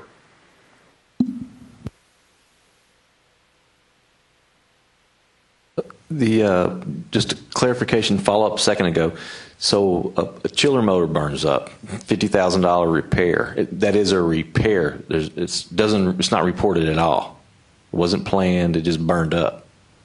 But that, whether you planned it or not, doesn't fit it into the category. If you have a item that fits into the planned maintenance definition and you have to expend on it, then that would be reported. I think the example we had before was it didn't fit into the category. It wasn't fitting into the definition. Okay, maybe I just need to. So say it's something like that. It's HVAC. Major subsystem? I'm sorry? It's a major subsystem. Major subsystem. That broke and Yes. you repaired it. So it's planned maintenance that was performed. It wasn't on schedule and on time, but you still did it and it would fit into your expenditures. So it should be shown as planned. It would be showed as planned maintenance. So it just occurred this year. I mean, I really didn't plan it at all. But again, with your question earlier, it's not a scheduling definition. Yeah. It doesn't get an egg timer on it. And once it chimes, it gets reported. It's a little confusing, and it's probably bad nomenclature on our part, but it's not a matter of whether or not you put it on a piece of paper or a calendar someplace and it came up and said, do it now, and you did it. It's a matter of fitting that definition as a major subsystem that needs to be repaired. Okay, thank you. You bet. A good question. Blue shirt in the back? Yes. Hi, Paul. Still trying to work out this deferred maintenance versus planned maintenance definitions. If I've got a 40-year-old HVAC system in a building, it costs $1.5 million to replace it. It's functioning, but the expected life on these kinds of systems is maybe 25, 30 years. So we know it's due, yeah, but it's still working. You're saying I'm not going to report that at all unless I planned to replace it because we think it's a good idea. Okay, so let's go through this. Let's add a few more details onto it. Fiscal year 13, you have this thing, and it's scheduled again to be looked at, okay, because it's old. It's 15 years older than you would have imagined it lasting, but believe it or not, you go out to look at it, and it's working just fine. Okay, so fiscal year 13, you report that as a planned maintenance, $1.5 million, but you go out to look at it and it's working. Well, you go out to look at it and you decide how much longer it's going to work. Let's say you decide it's going to last for one more year. You want to come out and look at it next year because it's going to be 41 years old over the hill. Okay, that goes on to your next report, fiscal year 14 budgeted is what it would be. You'd budget for that. Let's say you go out and look at it and it's going to be good for another 10 years. That's what your expertise tells you. It wouldn't fall in your next report at all. It would fall off. It would show up again when that projected period rolled in. It's a good question. Okay, that helps. Yep.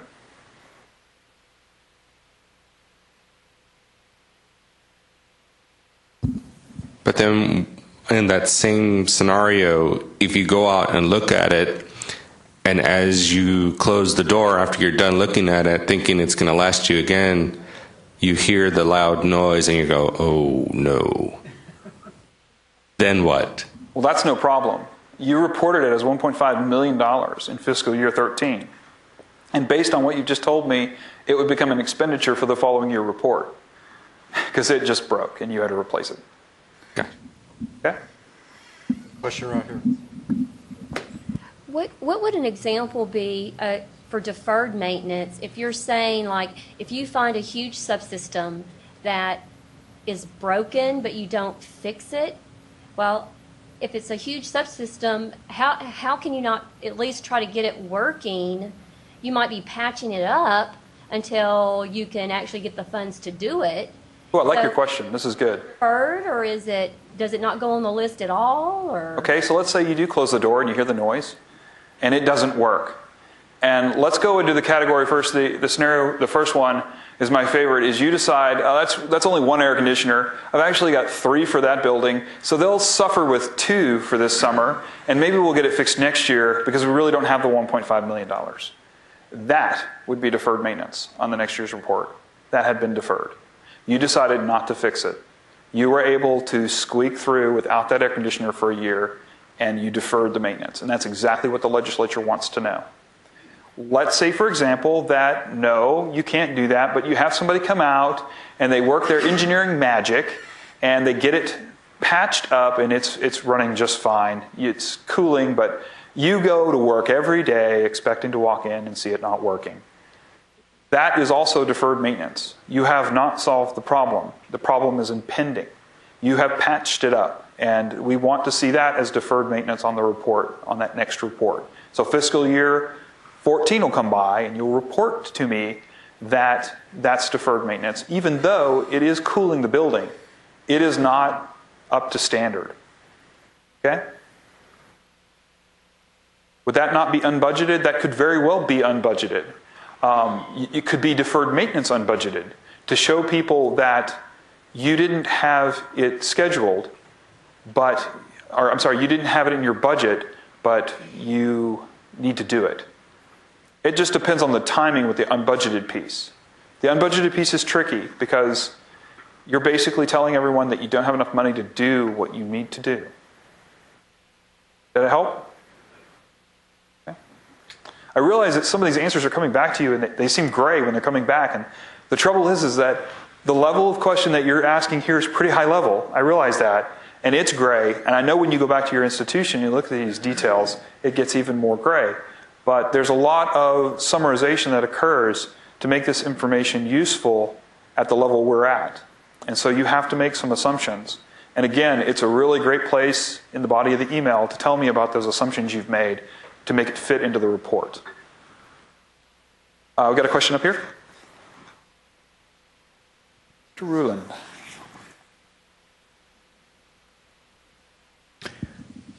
Perhaps if a vehicle were available for us to, or those institutions who have a lot of deferred maintenance that is above 5%, if there were a platform to report that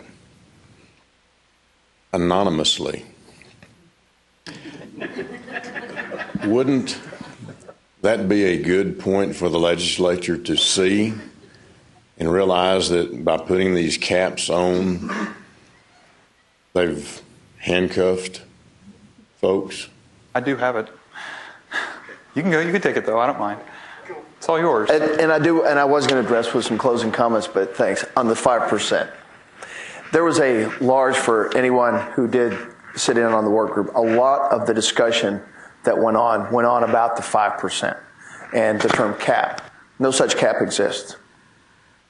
And I want to be very clear on that. There is not a cap. How many institutions do you think have been denied or had a project disapproved based on exceeding the 5% threshold or that value? Zero. And we've had major projects come before us. If the 5% is exceeded, it simply requires an action plan of how you're going to get the 5% lower. Or how, if you're at 10, how is that going to go on? In many cases, in fact, in one case, it was a very large critical deferred maintenance item that took 2 years to mitigate. And they had, I'm going to shoot apart, it was over $100 million in capital projects approved because they submitted a very good master or action plan. Okay, here's the problem. Here's how we're going to fix it. Here's the timeline. And when they would submit a project, and here's an update. We're 25% completion on this. We've ground broken over here, so show that it's going on. So I wanted to be really clear, and that's why I kind of jumped in. Not that Paul couldn't, but I want to make sure from a strategic perspective, you understand that none have been because, oh, you're over 5%, don't even bother. Now, I can't speak for what happened 10 years ago, 15 years ago. I can tell you today. I can tell you within the last 5. No one's been denied it. An action plan. And we're not talking about war and peace, mind you. You know, we're not talking about detailed, X kilowatt hour. No. We're talking about a plan that, yeah, we understand 5, this is too high. Here's what we're going to do, and here's how we're going to focus our resources. So I wanted to be real clear on that one. In fact, I'd written that note down because so much of the discussion in the work group, because the 10% question had come up earlier. Why 10 versus 5? Well, and that's part of it. There's a lot of moving parts in it anyways. What classified as deferred maintenance, a lot of the questions that came up in terms of what is deferred maintenance. What was before deferred maintenance, that 20-year roof, you walk up there and it's, for whatever reason, it's in perfect shape. Well, on day 20 year and 1 day, that's deferred maintenance now. Well, is it really? There's nothing wrong with it. How does that represent to outside constituents to say we've got a perfectly good roof, but we've got to tear it off? Why? Because it reached this date. And roofs or other systems don't really read calendars. Because sometimes they do go over that. Sometimes, and that's a projection based on a million different environmental and other variables that go into that projection, made in many cases by a manufacturer who probably has a pretty good interest in making that a shorter timeline. So a lot of times they do work, and so we put it on the hands of the engineers and the experts in the field to go, no, it's still good, it's functioning. So it's not going to go into that deferred maintenance item. While we're taking the value and saying, look, before we were comparing apples to bananas, we were looking at an E&G only deferred replacement value, but attributing not only non-E&G items, but also infrastructure items into that. So we've got one of the denominator is gigantic. It's overinflated while the numerator is small. So we got that balance. So what would be the likely outcome? The likely outcome is that that percentage relative would be A, more accurate, and B, it would go down. So we've got a system that's going on that's going to reduce but have more comprehensive reporting. And we're going to bump it 10%, which would be effectively what, going 15, 20%? Now, some of the literature that's come out in the last year or so that had some tiered things, I can't remember the publication, said 5% or below is considered a showcase facility, functional facilities 5 to 7, et cetera, et cetera. Well, okay, but again, understand that's a threshold amount. That's not summary denial of projects. That just triggers another response. The same as if your SUSE score is under 150 aggregated, 75, that triggers a response. If a project goes over the amount that we set as a project standard, is that a don't bother with it? No, it triggers a secondary response. So it's important to remember that because a lot of the concern of the work group was, bottom line, trust. What do you do with these numbers? And that's why we talk about it so much here. Here's what we're going to do with them. I'll tell you right here. It's on there. Look, that's what we're going to do with it. It's not some, veiled gotcha game. It's to be able to present an accurate picture that's more comprehensive in nature. Facilities adaptation would not qualify as deferred maintenance under any definition. But is that a capital need to the institutions? Absolutely. Planned maintenance, in many cases, would not fall under the deferred maintenance. But is that one of your needs? Of course it is. So in order to represent that picture comprehensively and accurately, we wanted to get that. So that 5% threshold, that's a lot of the reason, because we knew that the numbers and the results that we've gotten to date have confirmed it, that it would not have some huge inflationary factor, because we're just looking at the deferred maintenance, critical being a subset of that. Deferred maintenance being critical, deferred maintenance being zero, I wouldn't count on that ever changing.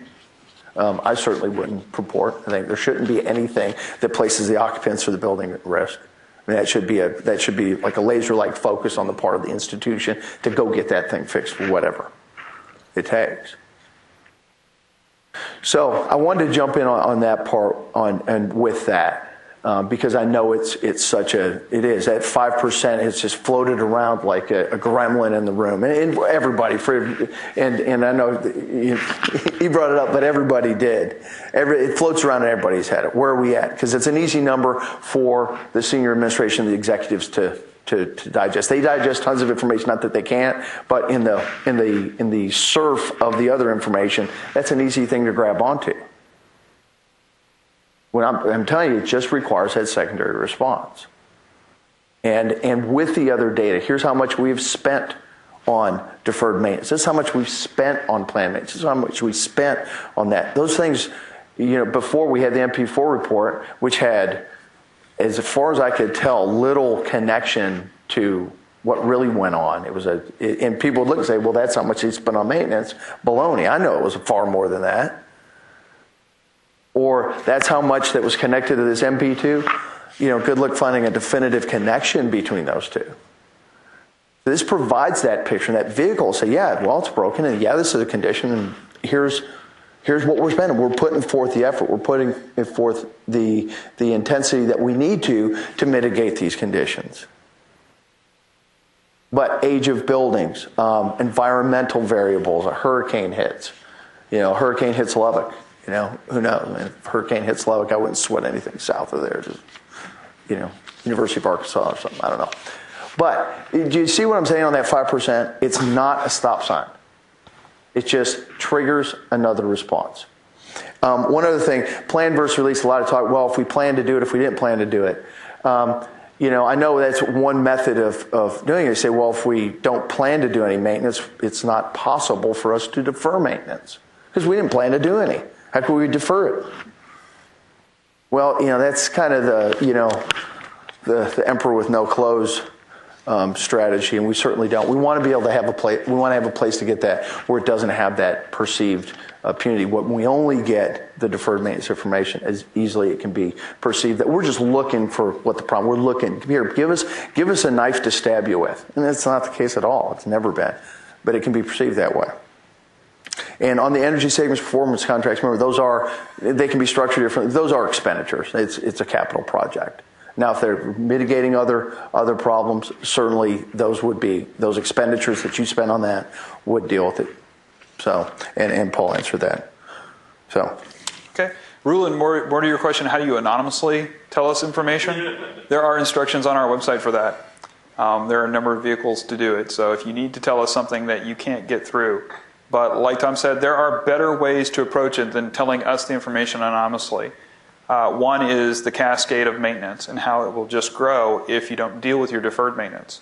The best one that we can share with you, the best weapon that we have to make sure that you're reporting what you're supposed to report is if you don't tell us you need it, you'll never get money to do it.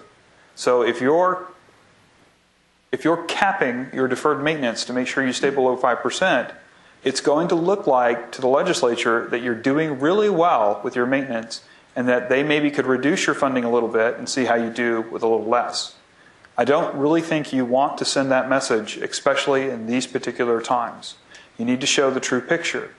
Because I assure you, your peers out there, they are doing it. We are getting institutions that are willing to go above the 5% threshold, and they're the ones that will truly get the attention when money becomes available. There's one key point that I wanted to make out at the very end, change of topic here. You're responsible for reporting what's on your institution's building inventory. Please do not forget to start preparing the report for your system building inventory as well.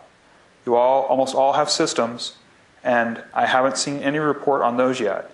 You're required to, every system is required to report all the buildings reported to us in inventory. So make sure you get to that this summer as well. I hope this is going well. I'll be at my desk all summer long to answer questions. I hope that you all get to a point where you're very comfortable reporting in September, and if not, very comfortable reporting in October. I really appreciate the work that you've done and the work that you're going to do to get this report in. And like Tom said, I think you should continue to report. Even though SB 5 says that you don't have to, this is very valuable information. And even if you don't transmit it to me, have it, because it's going to be great to be able to show that point that I just made. If we don't do our deferred maintenance this year, it only gets bigger. It doesn't get smaller. It doesn't go away. Thank you very much for your time. Thank you, Paul. What I'd like to do now is take about a 10-minute break. One of the things we did some time ago in these is we said we're going to go about an hour and then 10-minute break, hour, 10-minute break, 50 minutes or so. Because so many times really great questions pop up when people are just taking a break. And that's where the real meaty discussions go on. Because we want to have some idea. Because we fully understand if we turn this gear over here, there's 50 plus gears out there that go woo, and we don't know how fast or always what that does. So we want to get as much information as we can from the institution. So take a 10-minute break. We'll come back. We'll follow up with any questions that you have and then move on. Okay, we'll get restarted here in just a second. So if we can find our seats, folks. Good discussion.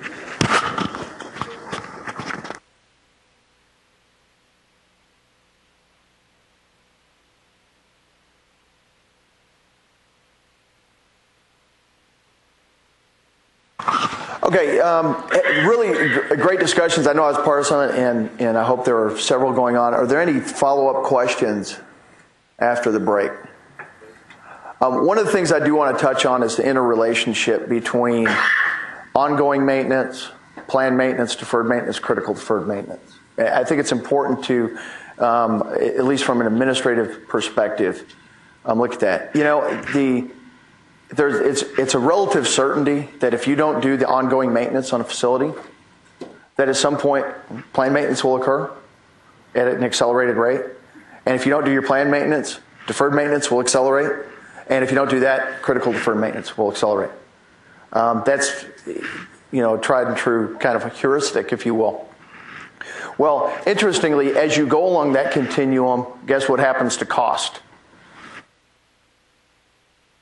Cost of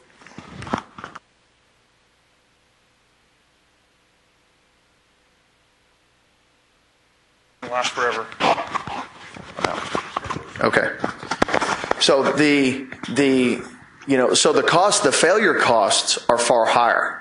So from a planning perspective, while it may seem like low-hanging fruit to really take in times of budgetary constraint, to take a really hard look, if you will, at the maintenance budget, because after all, everything's running great, and pull from that, there is a long-range risk that's involved in that. The way that I like to refer to it is as a tsunami. You know, if you're on the ocean in a rowboat and a tsunami passed under you, you probably wouldn't even know it. It's so big, it's so wide, and it's so minor that you don't notice it. That might be 100 miles wide and 6 inches high. As that proceeds to the shoreline and starts to stack up, there's a major problem. And when we look at planned maintenance, when you look at planned maintenance, when powers to be, whoever they may be, regents, boards, etc., look at it, it provides some element of predictive power. to be able to say, look at the amount of unfunded planned maintenance that we have. See, if you have you hear the 2% number in one of the discussions, and I'm relating some of these, the 2% of your replacement value per year. That's valid if all the buildings were at a given condition on a given date, and you go 2%. So that the heuristic or that algorithm, if you will, does work. But when you look at where's your start point for that 2%, what condition are they currently in at the start of that 2%? That 2% may be enough just to stave off future problems if you assume 0. It doesn't do anything about a backlog.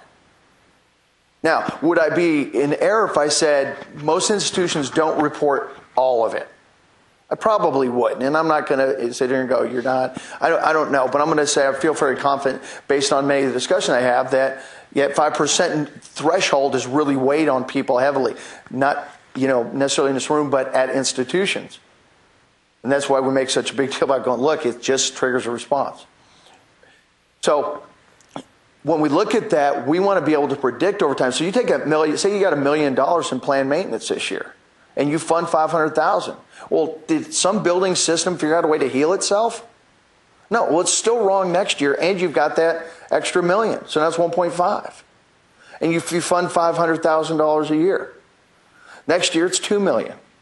And as you go down, that amount starts to stack up. And at a given cost. Well, then you start getting into failure costs. The cost goes up. So that million's maybe only 50 cents on the dollar in the future. So those are the kind of things we want to be able to look at on a statewide perspective and to inform the legislative and administrative process to look, here is the situation. How many physical planners or planners and maintainers can predict pretty close to what their budget's going to be next year to year? In most cases, pretty close. Well, we got $2 million last year, we're going to get $2 million this year.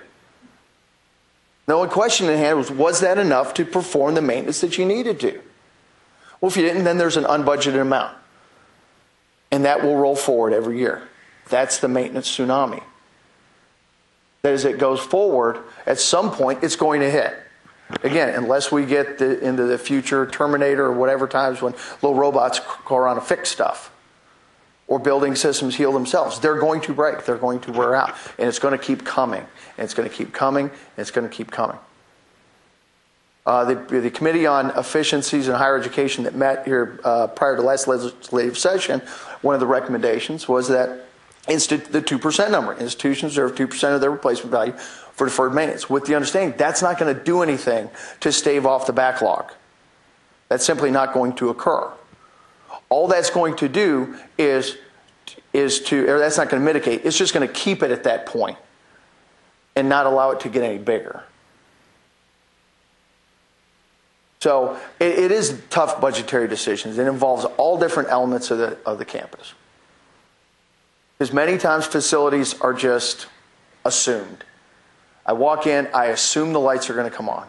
I assume the air conditioning or heat is going to work. I assume the water's going to run. I assume the toilet's going to flush. I assume it's going to be cleaned to a certain level. And there's that level of assumption. And facilities managers do an incredible job of meeting that, despite some of the constraints that we all face at different times. But all we want to be able to do is be able to see it, to be able to present it and say, look, here it is. It's just the way it is, and if we're going to allocate resources, let's allocate them. It's not to point and say institution A is wrong, or B is wrong, or C is wrong, or they're not doing enough, they're doing too much, they've got too much money, they got too little money. It's simply to be able to paint that picture of where are we, what do we really need, because the failure costs are so high. This is Texas. If use air conditioning a lot. Say air conditioning goes out in a building. Is that building inhabitable? Okay, so does work stop? No, so what's the cost of relocating? What's the cost of bringing in auxiliary units to be able to pump in? Can our buildings facilitate the entrance of auxiliary units? What kind of impacts the noise of that system going to have on the rest of the campus? All those things are parts of the larger strategic picture that this report is simply a part of. And it was great work by the work group putting this together.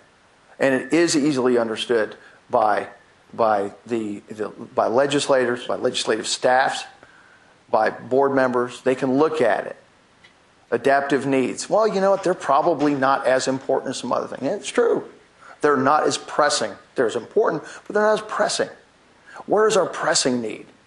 And then the report further goes on and says, okay, out of all that stuff, what's the really, really important stuff? What are those 5 things you really need to do? So the only reason I just want to go through that, just so we can understand why all this, and it's not just another bureaucratic exercise and throwing a bunch of numbers onto a document and sending it to us. That's what it's all about. Is to be able to predict that tsunami that's coming forward, to be able to aid and inform the decision makers with the right information at the right time for something to be done with it. Because if we don't, if you're arming the people, anyone with erroneous information or incomplete information, which is just as bad, then you've just stifled the whole process. It's pointless. It's a pointless exercise at that point. That's the whole idea behind this. You know, we've got great folks out there, got the information's there, and we hope this thing will go forward and for a great tool to use in the future. But again, to predict what the needs are and with some relative certainty, because as certain as I'm standing here, stuff's going to break in buildings. The older it gets, the more it's going to break. Sir.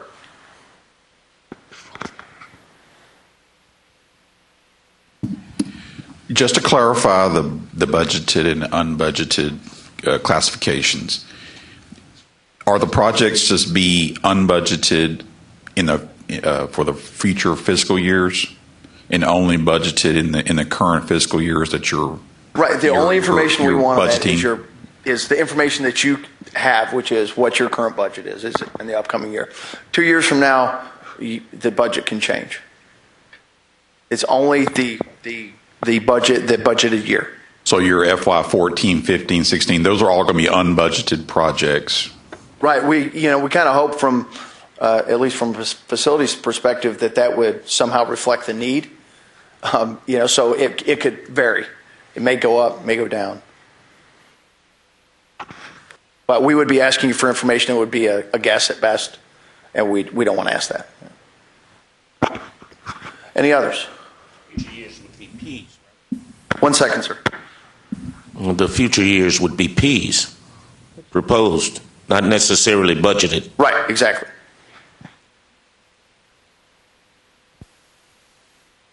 Okay, if there aren't any more questions and there weren't any online, what we'd like to do at this point, it's 11:30. Take a good lunch. I know many of you aren't familiar, and we don't want you to have to scramble to go anyplace. Be back here at 1, and we'll hit on Roland Gilmore's report on the project application and then the forum after that. And we'll be available for questions. Thank you, folks. Hope everybody had a good lunch. The next presentation we've got is by Roland Gilmore. It's on the project application system.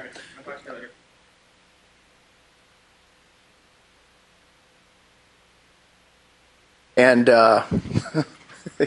hard to pass that one up. And again, if you have any questions, feel free to ask them if you're online. Of course, email them in. We'll be monitoring that, and we'll have folks out there with microphones. Let's make sure we get it on the record. Okay, Roland, it's all yours.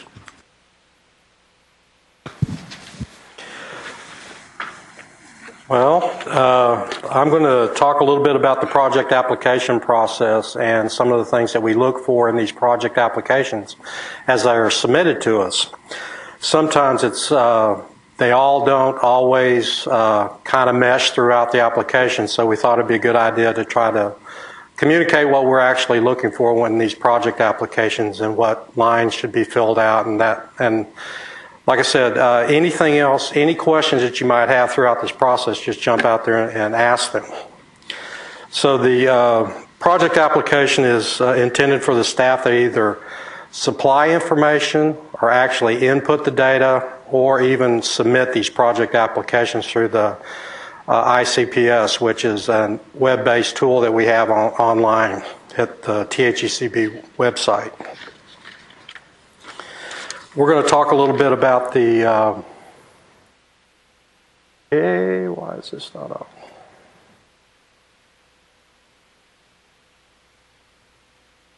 There we go. I'll take care of it. Oh, well, sorry, just a minute.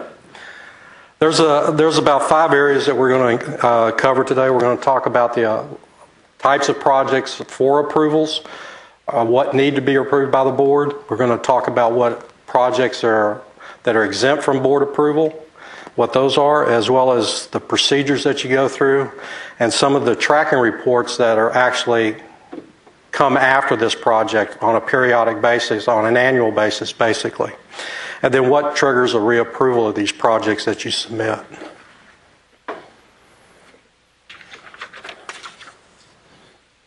What projects need to be approved by the coordinating board? Well, there's your basic new construction and repair and renovation projects that exceed a $4 million threshold.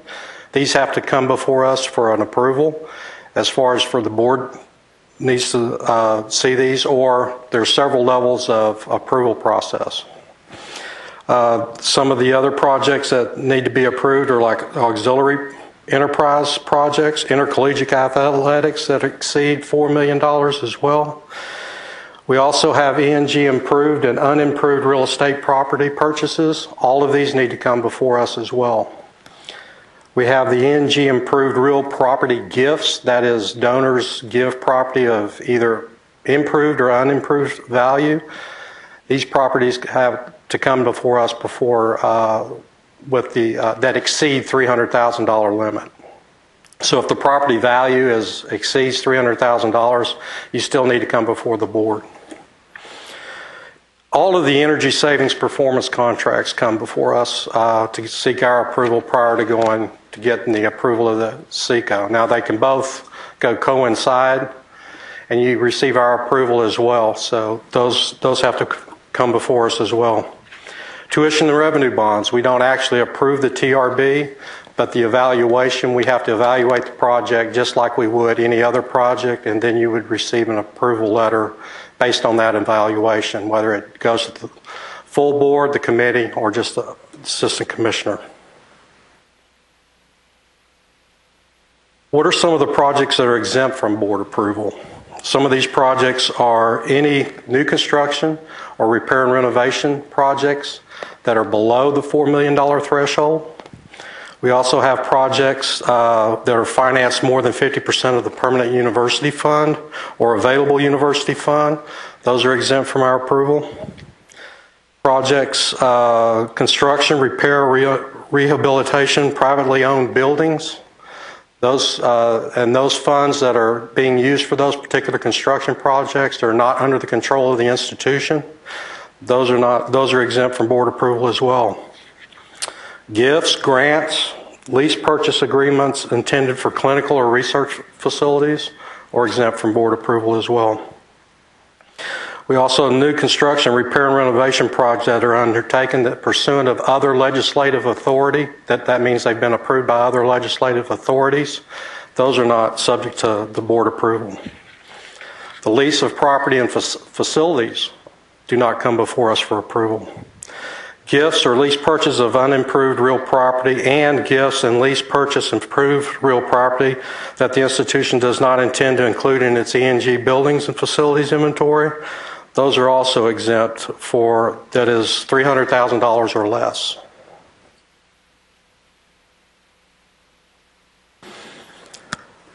What are the requirements for the approval by the board? Well, first of all, we have to have a completed project application submitted to us by one of the deadlines, and those deadlines are posted on our website, on the THECP website. These projects need to be, if they need to go before the full committee or for the full board, they have to be submitted 80 days prior to those dates, those board dates. These project deadlines posted on the website. Again, the THECB staff have questions regarding any of these project applications. Those questions are additional information required. We need to have that information either on the deadline date or prior to before that project will be considered for that particular board. If there are still unresolved issues with these project applications, in other words, if we haven't gotten the information that we need or require from those project applications, it is subject to being moved to the next board meeting.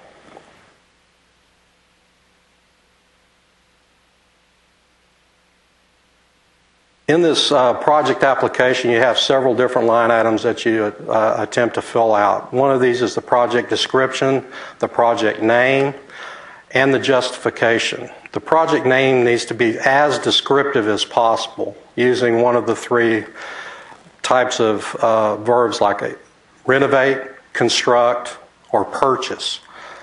Those project applications typically will start out with those three types of words. The project description, you need to be as specific and informative as possible, because we're going to read these, and all of the information that's provided in the application needs to tie out with the description as well as the other information that you include in these project applications. So include as much information to let us know what is going on so that we can describe to others what this project is going to do, as well as the justification. The justifications need to really make sense and support the need for this project by the institution. There's a couple of other things that we also look for in this project application. If you have any costs, contingency costs, that exceed 10% of the project, we're going to need some sort of explanation as to what those costs are covering. If it's 10%, we really don't ask a lot of questions, but if it gets over 10%, up into 20%, we're going to ask why. So the best situation is to put that in your project description or in your justification, one of those two areas. Same thing goes with other costs. If that other cost line item exceeds 5% of the project, we're going to ask you what makes up the majority of those costs, so that we can better give the folks that read these briefing sheets and are asked to approve these projects a lot more understanding of what those costs, because those are the types of questions they're going to ask as well. If you're going to include like a phased project, you're building a new construction project and you've got some shelled space that you're going to leave in there, we need to understand that. How is that going to be fulfilled later on in different phases, or even additional new projects that are submitted once you find out what you're going to use that space for? We need to know how much of the gross square footage is going to be shelled, roughly what that net assignable is going to be, and as much information as possible so that we can tie, because it goes into really calculating what that building efficiency is going to be at the project's completion. And that's really important in a new construction project that has, that's into the millions of dollars. They want to know if those buildings are going to be efficiently used.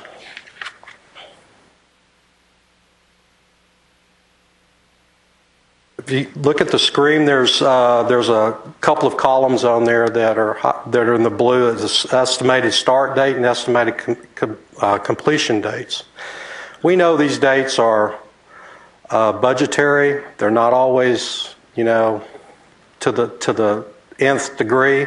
They're going to vary, but be as close to those start dates and completion dates as you possibly can. It goes into, the reason I say that is because it goes into, and there's calculations for the overall construction cost or the building cost of that project is where this is effective. When you get down to listing the project space, so if it's a new construction project, you'll list obviously the gross square footage, which goes into the building cost calculation, which is a standard that this project would need to meet. It will also include the net assignable square footage and any E&G square footage that's going to be associated with that building. Now, on the repair and renovation, it's equally as important to get the appropriate amount of gross square footage, net assignable, and E&G. There are several line items on the space section that you're going to do. A lot of it is going to be just what the project is, and then you get down into a couple of the other line items which shows, okay, amount are removed from inventory or amount added to inventory. Those really need to make sense based on what your project is. If you're taking, for an example, let's take a classroom, which is E&G space. If you have a classroom that is basically 2,000 gross square feet, 1,400 net assignable, and 1,400 E&G, and you want to turn that space into, let's say, a bookstore, something that's non-E&G. Well, currently on your inventory, you would have that listed just as those. So anything that you're going to remove from inventory after this project's completed, you would remove the entire 1,400 square footage of E&G space because it's no longer meeting that function. You're no longer using it for educational in general. You're using it for an auxiliary space, for instance. So it's very important that you fill out all those lines.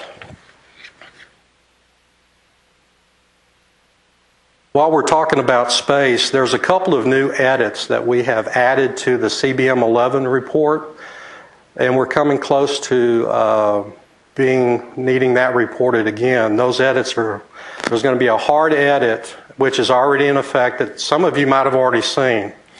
Your total room area added up cannot exceed the gross square footage of the building. So it's really looking at two reports, your CB14, which is what the gross square footage of the building is, and your room report, which is adding up the total room area in that particular building. And they look at each other. If that total room area exceeds gross, it's going to kick out a hard error and you're going to have to fix it, either in your building or in your room data. There's also going to be another edit check in this report as well, and it's going to check the building efficiency. That really comes into effect when you do report all of your rooms, all of your assignable space. It's going to take a look at that. It's going to sum those rooms up and then divide it by the gross, and anything that exceeds 90% efficiency for that building, it's just going to have a review. You'll be asked to review those records and just make sure that that building is 90% efficiency, because if it gets over 90, there starts to be a question mark.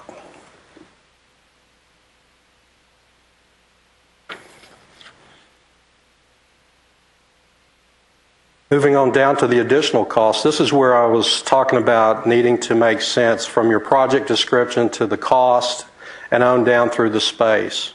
The first item I want to talk about is if demolition cost. If you have demolition cost in your project cost, you should have a demolition space number to equal that as well in your space, because the demolition cost in this particular line item is actually removing gross square footage from your inventory.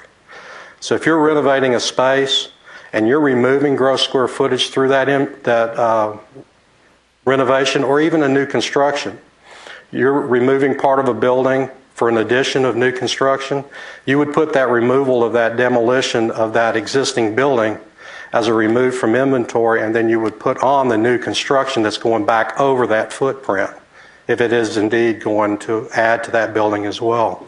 So you would have demolition costs for removing that particular old building, and then you would have the new construction gross square footage for the new building coming online. These are very important because we're going to ask you, if we see demolition costs, we're going to ask you, okay, what's the space that's associated with that demolition? Or likewise, you show space under demolition, we would expect to see cost in that line item as well. Does that make sense?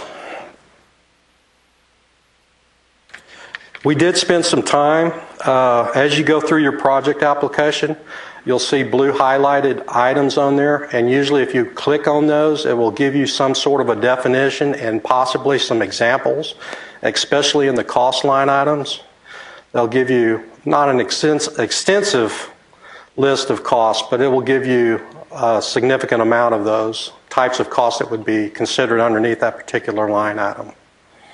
And you can go through your application. If you're not quite sure what a cost line item, click on that and it'll give you a general idea of what we're looking for in those particular line items.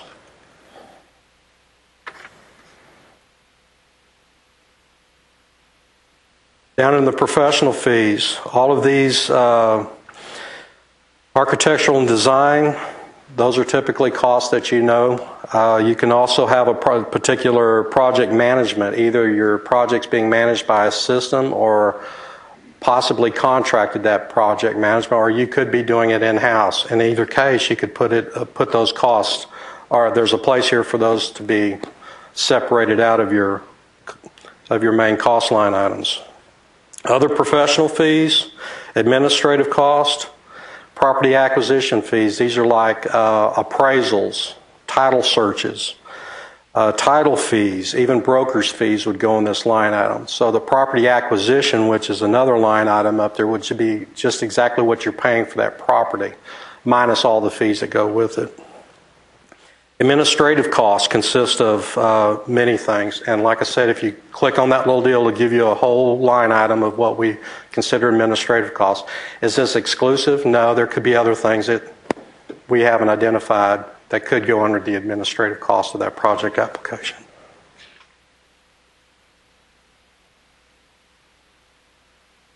Moving on down to the total building cost. There's line items here of building cost, new construction, building cost, repair and renovation. These are typically the brick and mortar that goes into the building itself. Your shell, your outside walls, your roof, most of your building systems go into this. These are your general, just to get the structure up, operational and ready for occupancy. Down in the site acquisition cost. Here again, these are the types of property acquisition costs would be just include the property itself, not, less all the fees that are associated with it. Fixed equipment. These things are things that are included in these buildings that would not destroy the building if you were able to remove them. Things like lockers, things like fume hoods, things that you can move out of that building that are actually fixed equipment. Site development costs, this is important because this is where some of those costs could be overlap with your total building cost. Your site development costs are usually outside of a 5-foot perimeter of that building that you're constructing.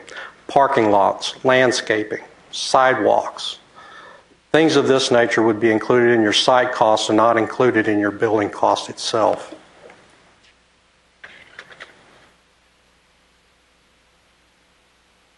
Moving on down, the furniture and movable equipment stuff, construction services. Construction services are usually the types of services that your institution would perform. Your IT department might be in charge of running the IT cables, the phone cables. Not always, sometimes you have those on site, but this is the line item you'd put those in. Life safety.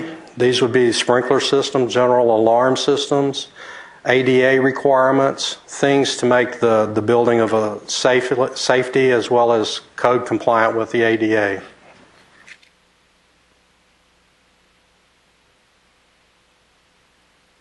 All of these line items, annually we send out a particular list that contains all of your approved not online projects.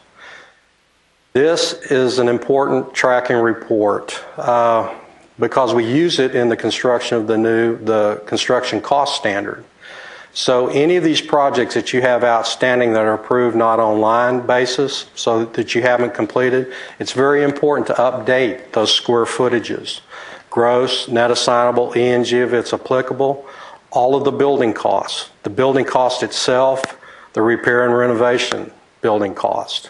Those are important items to update, and any changes in funding source, because later on I will talk about what triggers reapprovals for these projects. So you need to, currently you have the funding sources that you submitted to us. If anything changes in that particular funding source, you add a new one, that triggers a reapproval of that particular project.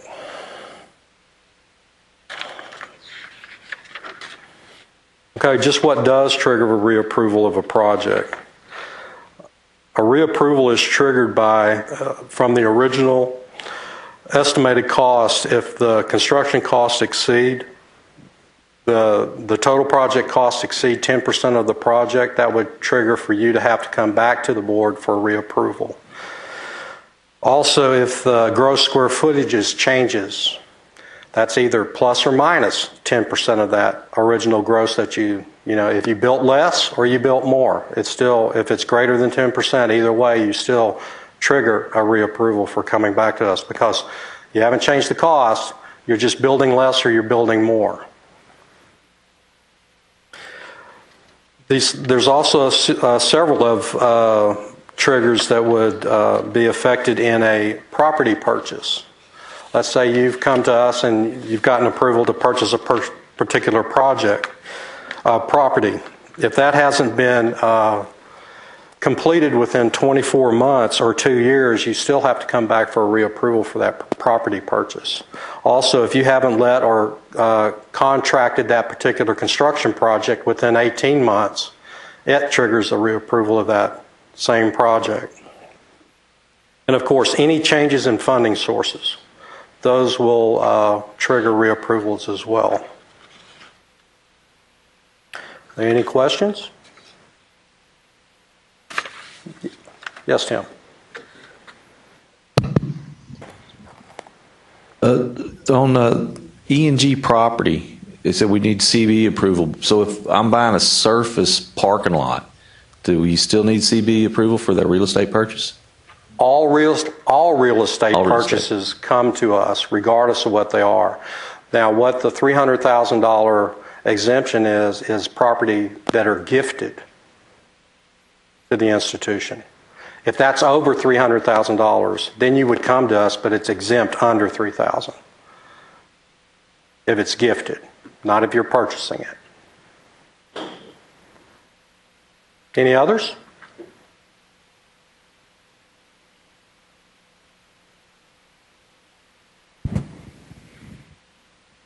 When we're talking about renovations versus a remodel, Same are we thing. talking about a renovation like of an outside of the building, or are we talking about... It can be on the outside or inside of the building.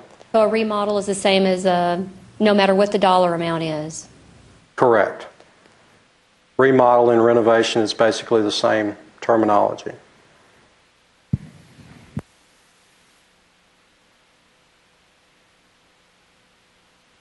Yes, Carolyn. What if there's a street closure? It's a part of one side of the campus to the other side, and there's a street that goes between there, and it's closed off by the city. Is there a need to report that? No. Okay. Not to my knowledge. That's strictly if it's a city-owned property. Now, if they're transferring the property to you, we could get into some issues there, but none that I'm aware of at the moment. No, Gary, you're not allowed. I just wanted to say, if it is a swap of property with a municipality, then we've had that with state agencies between agencies swapping property, and it does need to come to the board for approval if there's a property swap or some other purchase where the university takes possession of the street. Any other questions? Foremost, if you're an institution that only submits 1 or 2 projects a year, don't hesitate to call us. I mean, pick up the phone, give us a call, tell us what you're looking at, and we can help you out, a lot sooner. Please don't wait until the last day of the project deadline to submit a project that you're unsure of. All of this information has to tie out, and if we have questions, it could be moved to the next board. So start your process as early as possible. Thank you. Thank you, Roland. A couple other points on this. I think it's important to remember that the basic process is if a project meets certain size, 4 million new construction, 4 million renovation, et cetera, the basic process for that is board approval. Now, it's also important to note, we understand that sometimes these project timelines and things like that, it can be laborious to get everything in the time waiting period. Perhaps 60 days or even longer to get to say a board, and then the timeline to get to, if you're bonding, even longer. So that could actually extend that. In recognition of that, the board historically has done several things. First of all, there's a consent calendar. That helps to expedite or preclude an institution from having to come present to the board. There's also the delegation of authority. Certain projects can be approved by the assistant commissioner, some by the commissioner, some by the board, and then, or some by the committee, the Committee on Strategic Planning and Policy. Again, that helps expedite the process. And then most recently, the expedited process. But it is important to remember that the basis is board approval. And all those other things are exceptions. So you have board approval unless these criteria are met or these criteria on down. And it may seem semantics, but it is very important. I do want to touch on a couple things. Action plans. If you don't meet the space usage efficiency standard of 75, 75, or 150 as applicable, or the project may create a space surplus, or if, as we talked about earlier, the campus condition index, if you're over 5% on deferred maintenance or any critical deferred maintenance. What I want to talk about is the actual action plan itself. It really does need to be a plan. It doesn't have to be anything overly large, but it needs to be a plan. It needs to have an identification of the issues, the identification of the actions to be taken, what metrics are going to be used to measure progress towards that goal, and when will the goal be achieved. And it needs to, and I want to say this carefully, but it needs to relate to what the problem is and have some connection. You know, if I'm going to mitigate my space surplus by, well, we're going to have more students in the future. Wow. Okay. What leads you to believe that this is going to have a significant enough impact? When do you predict these students will arrive? What actions are you taking to make that happen? Because all these questions that we ask, believe it or not, we don't dream them up. You know, we try to predict what will be asked by our board members, by our committee members, or by other stakeholders, and ask those questions before they're put on the spot. No one that ever presents a project would want to walk up before the committee, sit down, and have no idea what the issues are. And it's asking those questions in that interactive process, as Roland talked about earlier, during the project application process, that allows us to put a level of comfort to these people to say, okay, here are the issues that we see. We've talked to the institution. They have the following plans in place. And then that allows things like consent calendars and delegation of authority and expedited process to really work. Because absent that, it's really just some big bureaucratic exercise. But at the end of the day, we're talking about billions of dollars of state resources that are being spent each year in a time period where once one of the hot topics in the news these days. Cost of higher education. So in order to make sure that this process is robust enough but not overly laborious, there is a large amount of staff coordination and a lot of questions that get asked. So please don't think for a minute that we find some perverse enjoyment in watching institutions jump through hoops to answer questions. It's the farthest thing from our mind.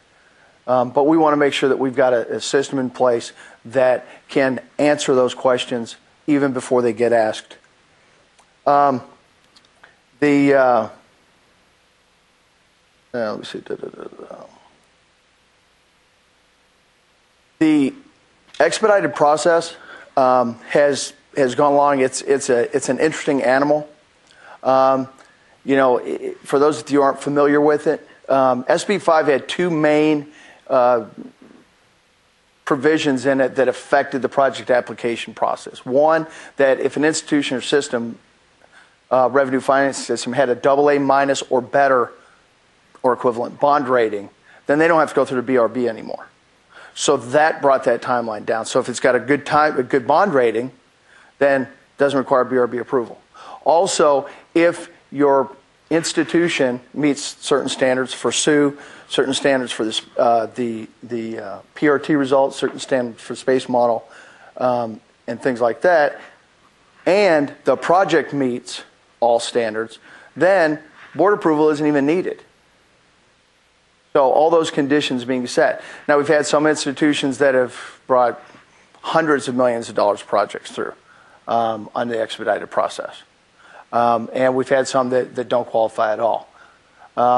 So, you know, it is kind of a carrot and a stick deal, but there's no stick because the standard is this is what happens. It's only a carrot.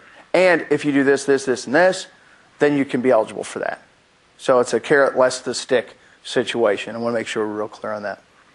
Okay. No questions on the project application process? Okay, good. We're going to move along. Talk about open forum. This is, again, I spoke on it earlier. This is something that we talked about doing before, but to be kind of honest, we're like, man, I'm not sure I want to stand up there and hear what all the problems are. But then we need to. We need to hear what's going on or what your questions are, because we can't hit everything. So we want to hit those pressing issues and answer those questions that impact you. We probably don't have all the answers. In fact, I'm pretty sure we don't have many of the answers. But in this room, in the community, there are probably a lot more answers than you think there are. So this is your time. And as usual, all right, Chris, you're the man. You are the man. This isn't real pressing, but it's detailed. On our MP1 for property acquisition, how detailed do we need to be for property acquisition, for properties? That's a fair question. Well, they're all fair questions. That one's extra fair, so you get a red star today. In many of the MP1 or Master Plan 1 reports, it would simply say property acquisition. Dollar amount, 0. Well, you could go buy land in Madagascar. It doesn't inform. What we're looking for is property acquisitions adjacent to main campus. Property acquisitions in zip code such and such to further this extension center that may exist. Property acquisitions to expand through the Northwest Corridor or whatever the case may be. So it just informs of where you're looking for the property, not going on the yard sale. I don't think anybody does that, but a lot of times there are interests that influence the process that aren't always along the lines of the master plan. The master plan's really, they know what they're looking for. We just want to know what that is in a very global sense, not specific.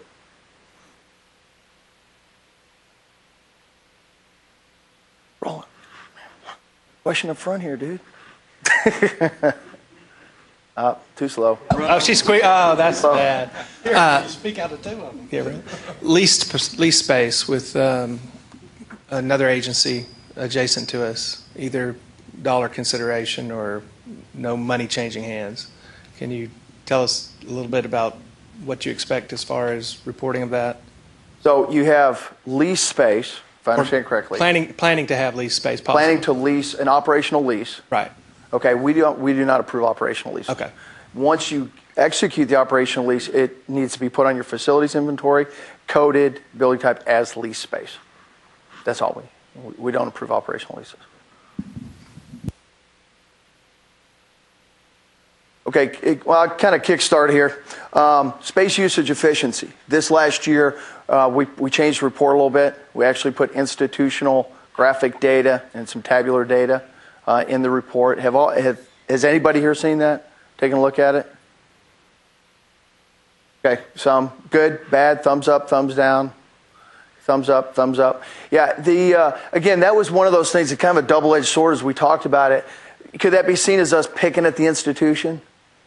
Well, it could be. I guess that depends on where you sit on the table. If you've got a great SUE score, it's a high five. If you got a low SUE score, it's a swat on the hind end. Same basic bodily motion, just different impact point. It was not intended to be anything except for information. We could throw tons of data out there. It's useless. We have to have information. And the information that provides, showing time of day, where are those slack resources? I think as we go forward in the resource management arena, you're going to hear that term a lot more. Where are the slack resources? Where are the times of day? What areas where can we more optimize? One of the interesting paradoxes of optimization or efficiency is we normally start looking at it when we're in a time of fiscal constraint. Budget's tight. We got to be efficient. Well, it's too late. That's like, closing a barn door if the horse is gone. You need to look at it constantly, and that's one of those things to inform. Each institution is different. Each has different challenges. You go to some institutions, you watch that, and you can go look at them. They're all out there. The spike in activity in the evenings. You'll see others where there's a spike in the middle of the day. Some, the spike is fairly large or a curve. Some, it's a very acute condition. So again, that's just to optimize where those resources are. To be able to, and if we wanted to go that detail, mathematically calculate the area outside the curve to see how much we actually are. How efficient are we really? Statewide. Because how many of you, if you went to anybody in your campus right now today and said, hey, who here needs more space? How many hands would you see? Well, you'd see every one. Okay, do you really need it or do you want it? Needs are operational, and you can operationalize them. Very seldom can you operationalize a want. Okay, especially in those things. So, no comments. We're going to be putting together a group to look at Sue. I know some people have talked to us offline and said they thought the demand measure was pretty, was very liberal, not in terms of political affiliation, but very generous. And certainly we'll take all input as to what those are. We don't really have a position one way or the other, but we certainly want it to meet the needs, to be information that can be used. We did see a difference in activity in the institutions and the way it was used when it went from just classroom utilization to the SUE score. Next point, facilities inventory report. Any questions on the facilities inventory report? Comments, concerns?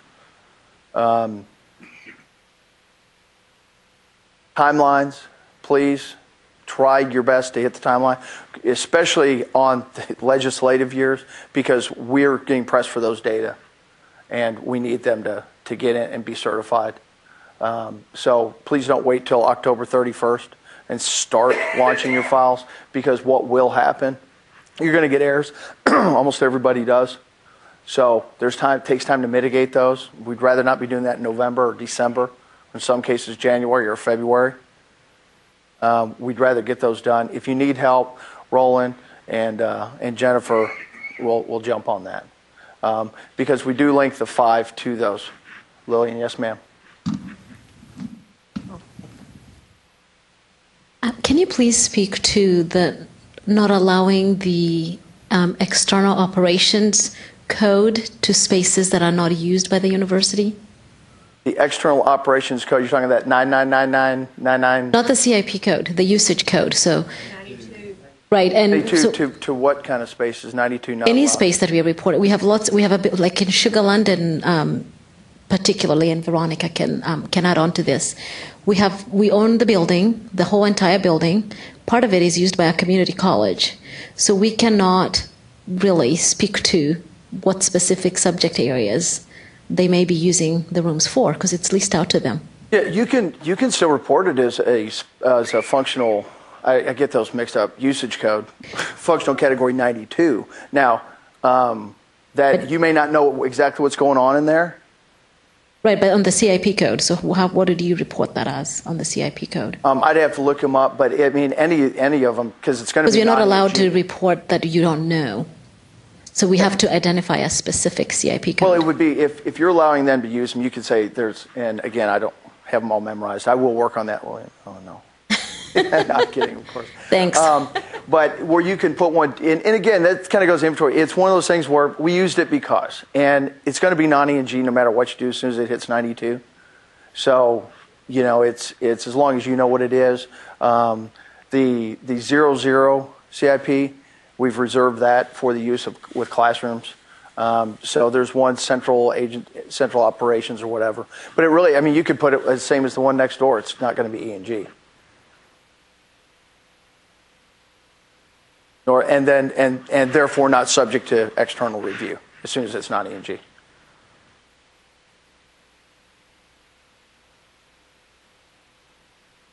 Right behind you. Yes, Angel. Yeah, I know last year we ran into some technical difficulties with our report even getting picked up. And so, for an instance, I submitted a report on the 11 of 14 on a Monday. I maybe got a confirmation receipt on Wednesday, and then on Friday maybe I got edits. So I understand, I want to start sending you our files, and yes, they're going to be pretty large, but I mean, has anything been addressed as far as the technical aspects of getting those back to us? Well, I can't say what happened exactly to your file, okay? But what I can say is everybody, not just facilities information, is reporting at that same time frame. So all the 1, 2, there's all the CBM reports are flying in at that same time. So as they run, it may take some time. I can't speak to your exact case. There was an anomaly. Yeah, and had a new report, the AS or the end of semester report. So again, there's some of that we can't avoid. It's just the limitations of the technology infrastructure. So that's kind of goes to my point. Don't wait till October 30th. I'm not saying you did. That's not my point. Because in reality, how much are those really going to change between October 1st and the end of October? In reality, not much. Not much. Now, they may change, but you're not going to track them that much. Nobody's running down the hallways with a disto and a clipboard on the 15th. Well, I got some laughs up here, so maybe a couple. The lumberjacks are going at it. But excluding Stephen F., of course, all in fun, there isn't a whole lot. So that file isn't going to change substantially between that time period, especially when it comes in terms of what is classrooms, what is class labs. Those are going to be, by that time period in the semester, you should know where the classes are. Everybody should. I'm sure the students know where the classes are. So, which kind of goes another thing, the interrelationship between the CBM 005 and the 1114. Because they have to cross-reference. In fact, the 5 has to reference the 4 and the 14 to be able to be valid.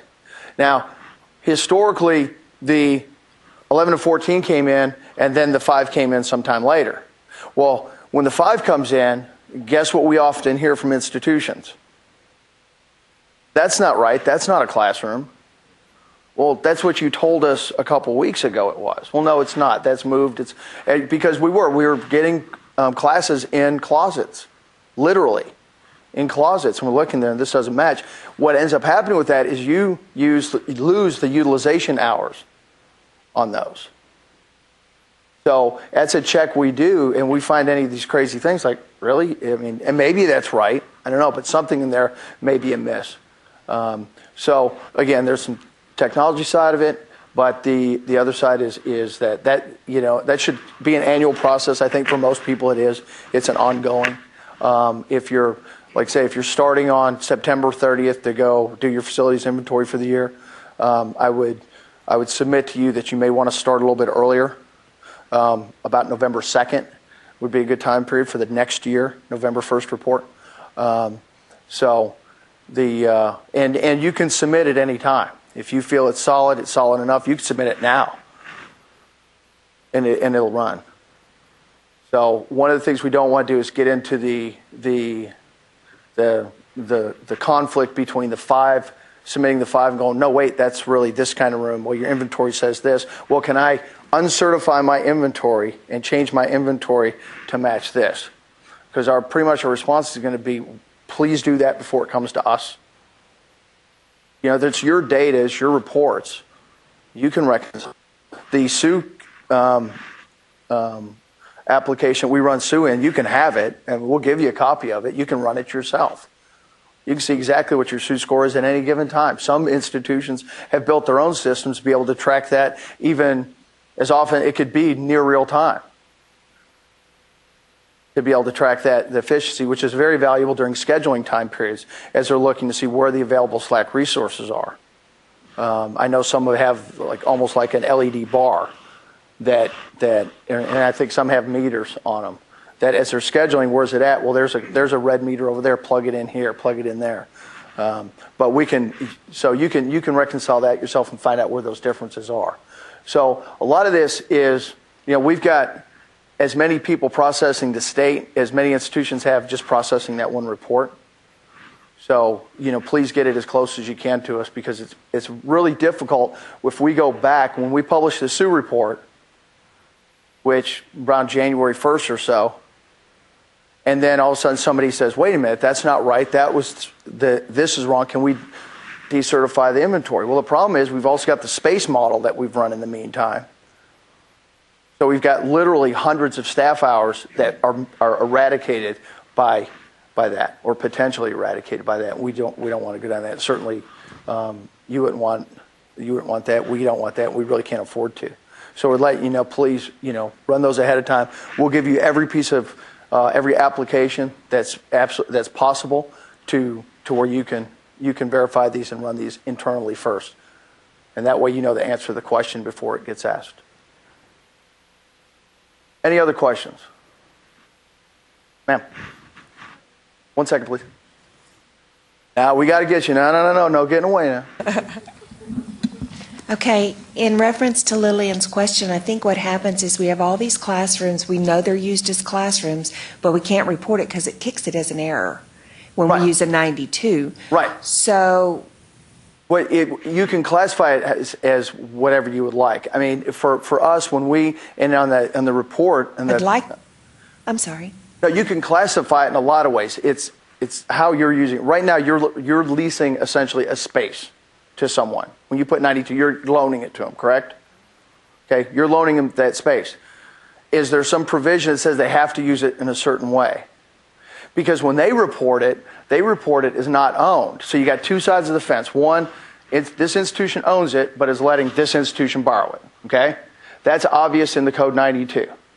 Over here, this institution is being used at a nominal or no rate. There's different tiers of that. And we're using it as a classroom. And here's the activity. Or we're using this type of space. Here's that activity. So we have the overall accountability for the space. And between the two, we know how the space is being used. Now, and I'm going to go on, so while you're getting the mic. Now, in those cases where they both meet, where half the time it's being used by institution A and half the time it's being used by institution B, that gets to be a challenge, especially for the MITSEs. MITSEs are, and it's difficult. The participation is sometimes rather fluid. Institution may offer classes this time. And I'll tell you right now, we don't have a great answer for the MITSEs right now. We do some zip code looks if a class is reported in a certain building, and then we'll look at density of use by zip code and things like that for an institution. But the answer is for MITSEs, unless a MITSE is separately reported as its own entity, we just don't have a good answer for it right now. So with that, Lillian, yes, ma'am. That's what I was going to say, that the struggle is that we do know that those rooms are classrooms, and the answer that we've received is that we should code them as otherwise. And so that's somewhat inconsistent with... Well, someone should be. If there's a space, if my institution is loaning it to yours, okay, and you're using it as a classroom, you should be reporting it as a classroom. But it's loaned to a community college, and those community colleges are not reporting their inventory. So it's difficult for us not to say that it's a classroom and just make up a room type. So, but the problem you have there is if, say we were to let you go ahead and report that as a classroom on your inventory, you'd have another classroom, a larger denominator. But there's no way to report the hours. So it's going to reduce your SU score. Would you want That's that? why we think that we should be allowed to report that room as being used by an external agency, because it is, and that's the actual... Should be reporting. But we are not allowed to. It gives you an error. The issue is 110 used by an external agency, because a 110 has to have 11 series, right, and while that adds a level of resolution, I'm going to ask the next question: what value does that level of resolution give us? What does that do? We know the space exists, and there's no restrictions on whether or not you make this room today can be a classroom. You can resubmit your inventory and make it a bathroom tomorrow. There's no restriction on that. I'm not challenging. I just wanted to make sure, because what we're talking about doing requires a fairly detailed programming change and a whole lot of buck. I'm just trying to know what do we really gain if we know the existence of the square footage. Because for us, we do report them internally as actual classrooms, because that's what they are. They've been classrooms for 5-6 years, so we don't want to change them to a bathroom. No, so we can take the code. No, and nobody, and I say bathroom, I'm saying you could, space changes, and when we don't oversight what can and can't. I'm not saying to go call them a bathroom. Please don't think that.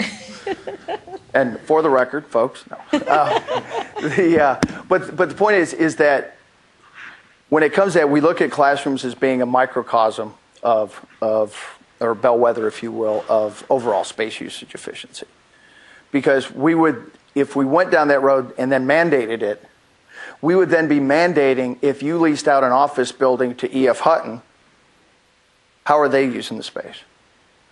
Are we gaining any are we gaining anything with that? And if there is something to be gained, or there's, it is causing a significant issue, and I understand internally, as you track it and you look at it in your internal tracking system, calling it a 110, which I know it's a classroom and all that, but we're saying you can't report it that way. That causes a conflict within yours. How many rooms are we talking about? We have quite a significant number, and the issue is... Okay, well, 10, 15? A lot. Okay. Okay, 30? How many classrooms are we talking about?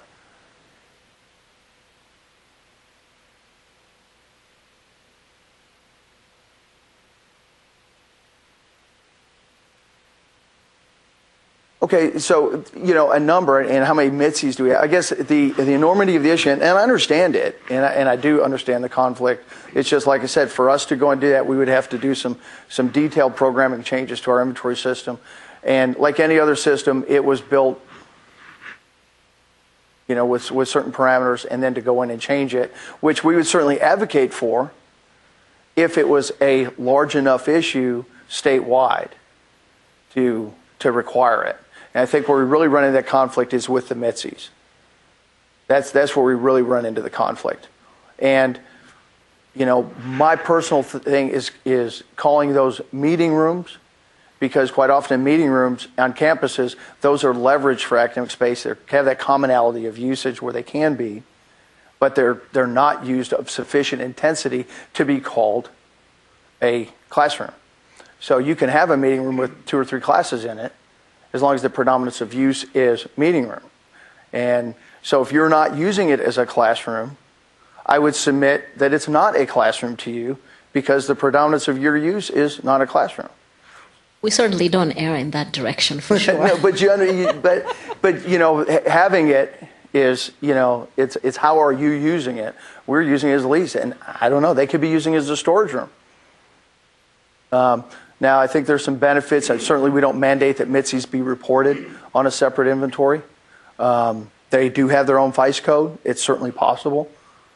It would add a level of complexity to the institutional staff to track another inventory.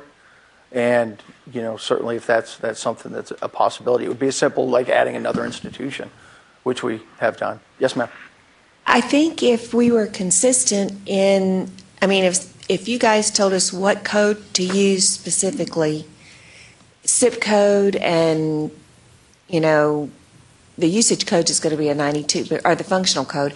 But if we had a consistent code where we would know that those, you know what I'm saying? Because I could pick up a SIP code of functional operations general, or, I don't know if you guys want anything that's consistent on codes that are used for those types of rooms. Globally, right now, we look at whether it's teaching space or not teaching space, which is one of the benefits of 680. It keeps it in the teaching space portion of the model. We look at things whether it's E&G or non-E&G. I guess that's the first one. E&G, non-E&G. Is it teaching space? Is it research space? Is it office space? Is it sports space? Et cetera. Okay? We look at it that way. We look at it further. Is it a classroom or class lab? How many do you have on the inventory? And how does that, and then use that to calculate for the SUE score, which we relate that measure of efficiency to as a kind of a broad brush assessment of overall efficiency. So, first question, is it E&G, non-E&G? Answer is no. Really, our level of detail need on that goes down substantially because it's not E&G immediately. Because the code 92 automatically makes it not E&G. So I would kind of say that we're never going to review those because we don't have a mechanism by which we look at the non-E&G inventory. So how does it best make sense for you? It's more of an individualized case, I would say, than it is a global case. Because as soon as you put that 92 on it, it really goes into E&G, non-E&G. Well, not really. It goes into the non-E&G category.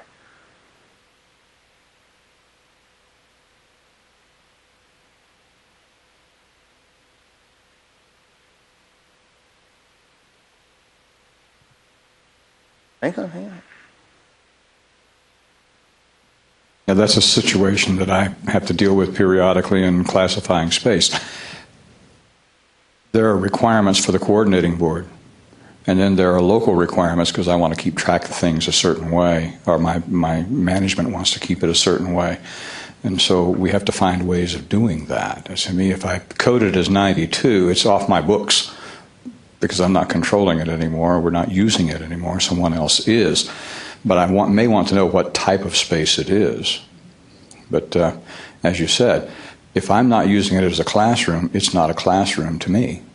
And so I will report it as a meeting space or something like that if I want to keep that, because it's in the same generic type of space.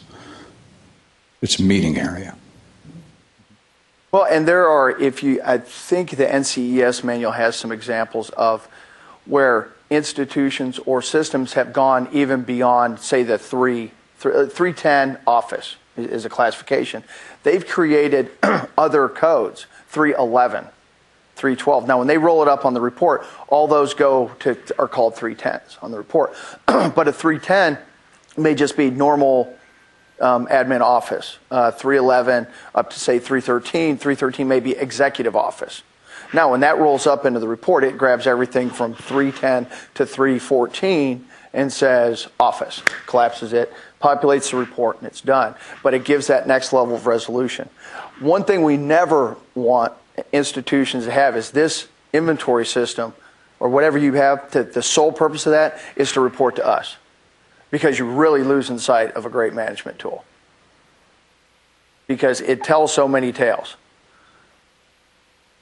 You know, I could go on and on about, the different things of finding a person with 6 offices on campus, to finding the administrative assistant who had a 400 square foot office. And on down the line, where when you look at that and you use it for those secondary metrics, how many square feet per full-time equivalent faculty do we have? How many square feet per full-time equivalent staff do we have?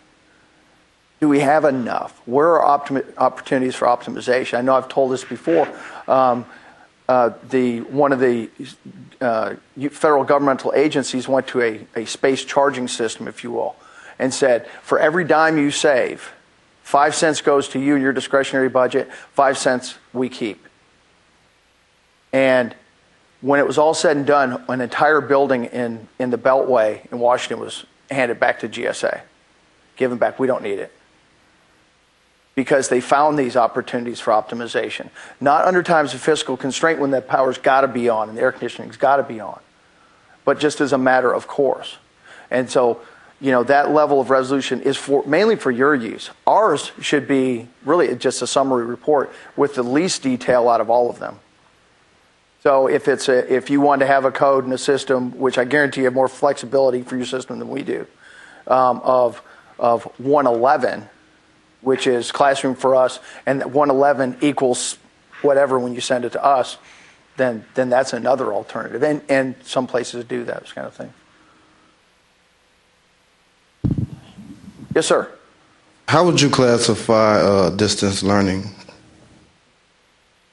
Well, I'd have to, all the different things that are going on. I mean, is it a classroom that has cameras in it? Is it a computer lab that, It's generally a computer lab, but usually it'll have like a couple of cameras in it. And the students, I guess they go there and talk to other people. So they go there and open, is there a structured, because if you look in the definitions, it sounds like a lab, at least, knowing just sitting here chatting, it sounds like some sort of lab. Is there a regularly scheduled time they have to go there? Is there specialized equipment that's required? So there are several questions that can be asked, and feel free to jump in, you folks that do this stuff all the time too. Is it a regularly scheduled activity that they have to be at, or is it they come by whenever people are available? So is it just individual study? Well, generally they come by at a regular time. So they come by at a regular time. Yes. And is the professor there, or? That I do not know. Oh, yes. Because if the professor's there, and that is an interesting question, it really is, and it spawns another thing. You have a room that's got a pile of computers and the professor shows up at a given time for class. Student sits down, that's where class is held. Well, is it a classroom or is it a class lab? And that's a question that's popped up several times. The answer on that is there something about those systems that make them unique to that discipline that precludes the use for others? For instance, you've got a computer and the only thing loaded on it is AutoCAD. That's it. You know, the startup control system and AutoCAD.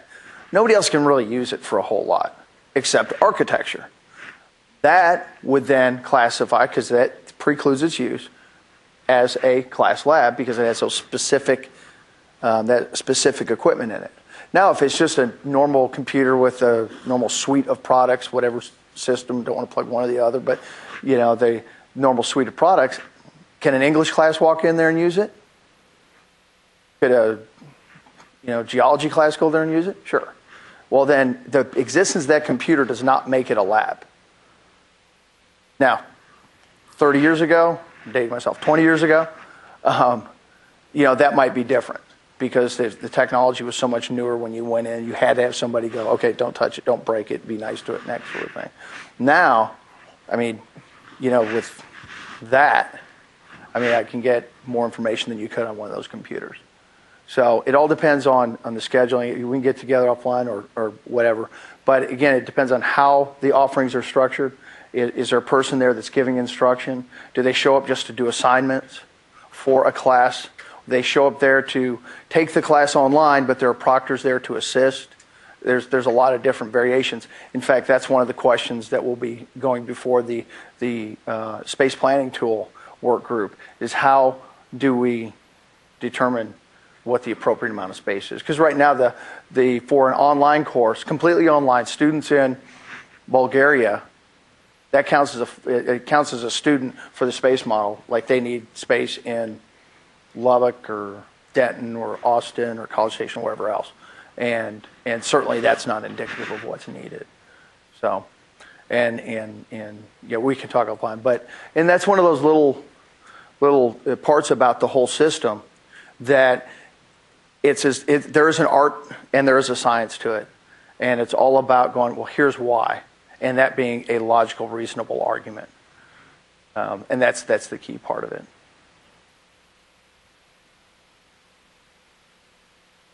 Any other questions? Let me see what one of my other key points is here. The PRT process. Blame Roland for everything. He coordinates it. No, don't blame Roland. He's done an outstanding job with it. Are the assignments to PRTs, any issues with those? The travel, any issue with it? Time spent on it, any issues? We're going to be putting together, folks, so to look at that as far as it's what needs to be improved. Again, we've made very, very minor changes to that since its inception, 3.5 years ago or so. Very minor changes just to get through a full cycle and then reassess. We're close enough to the end now to be able to take a look at it and to make some modifications to the upcoming next cycle, either additions or subtractions. Some of the things that I'd like to get your feedback on. We've informally, since we started the SU score, gone in and counted seats, capacities as reported in classrooms and class labs. What are your thoughts on making that a mandatory aspect of the PRT? So we would go in, if you've reported capacity of 25, we know that with this, I'm pretty sure that if it's an ARM tablet chair classroom, that there's going to be 25. However, if we see like this room's empty and there's like 25 seats in the corner, we might go kind of disingenuous. And I don't think anybody does that, because the reality is, if we check as we have checked informally, they've been quite accurate. And I'm very impressed that the ones we've looked at, they were really close. Maybe a chair here or there, but they move around. We understand that.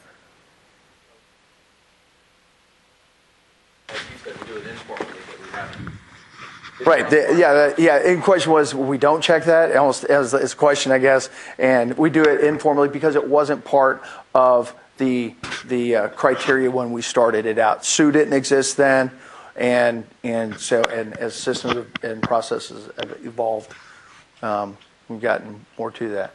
I can tell you that the ones I've been, host institutions have been very good about things.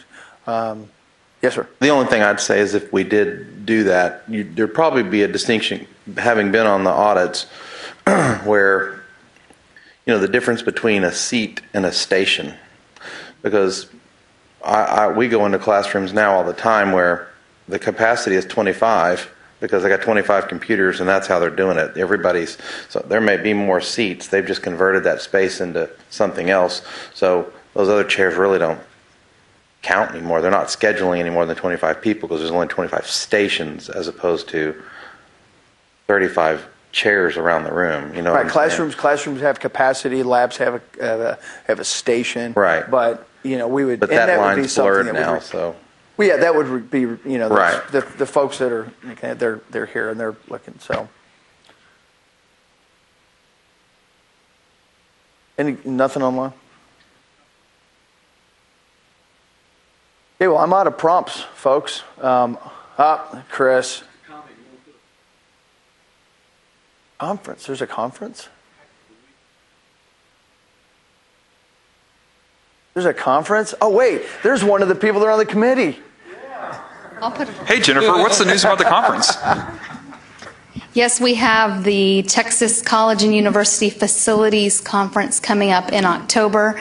It's October 3rd through the 5th at South Padre Island. And you can actually go on and register right now online. And we're going to be presenting a couple sessions, but they have tons of sessions that are going to be taught out there. It's going to be a good time. So. All right, Padre Island. I politicked for April. They picked October. So now it is, and if you haven't been, please go because it's a great forum to really an exchange of information. Because so much of what folks in this room and deal with this, and we do, and I said early on, we kind of get shoehorned. Like, you guys go do that stuff, and nobody really cares till we give them we put the universal translator attached to the number, the S with the line through it, because nobody knows what you're talking about until you do that. Once you do that, everybody knows exactly how big it is and what the deal is. So, but this is a way for a lot of these questions, your question on that room, for the classroom, to come together, and really for us. For you guys to come forward and say, hey, we talked about this, I think we have a solution. Tom, I want to give a heads up, I guess, to the folks in this room and those listening.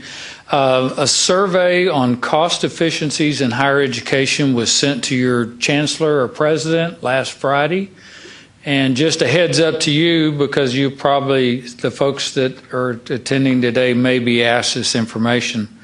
Part of the survey is under the administrative efficiencies is a survey the statement is to help create administrative efficiencies in awarding degrees and certificates. Institutions of higher education should increase the use of existing facilities by such methods as developing class schedules that utilize more hours of the day and days of the week. And what the institutions are asked to do is to respond to this survey question is to list the initiatives and changes that you have implemented on your campus to address this recommendation. That's part A. Part B is what challenges have you encountered or anticipate encountering and implementing this on your campus. And then part C is using the baseline of fiscal year 2010, the institutions are going to be asked to estimate their cost savings if they've implemented any of the efficiencies in space use. So just a heads up that you may receive a questionnaire on responding to that. Yeah, thanks, Harriet. And that's, yeah. So, with that good note, I saw everybody writing a lot. That's kind of neat. I saw some emails going out. But you know, in the end, you know, we joke around sometimes. We're the coordinating board. We're here to help you. Don't panic.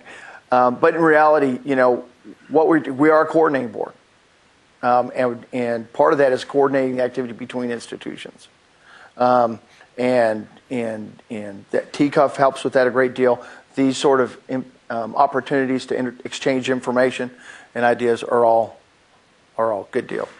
Jennifer. Yeah, I forgot to plug the website. If you want to go register, it's www.t-cuff.org. 1F, TCUF. Okay, folks. Hey, I appreciate your time. We'll be here to answer any questions that you may have had that you didn't want to ask publicly, and safe travels. Thanks for coming.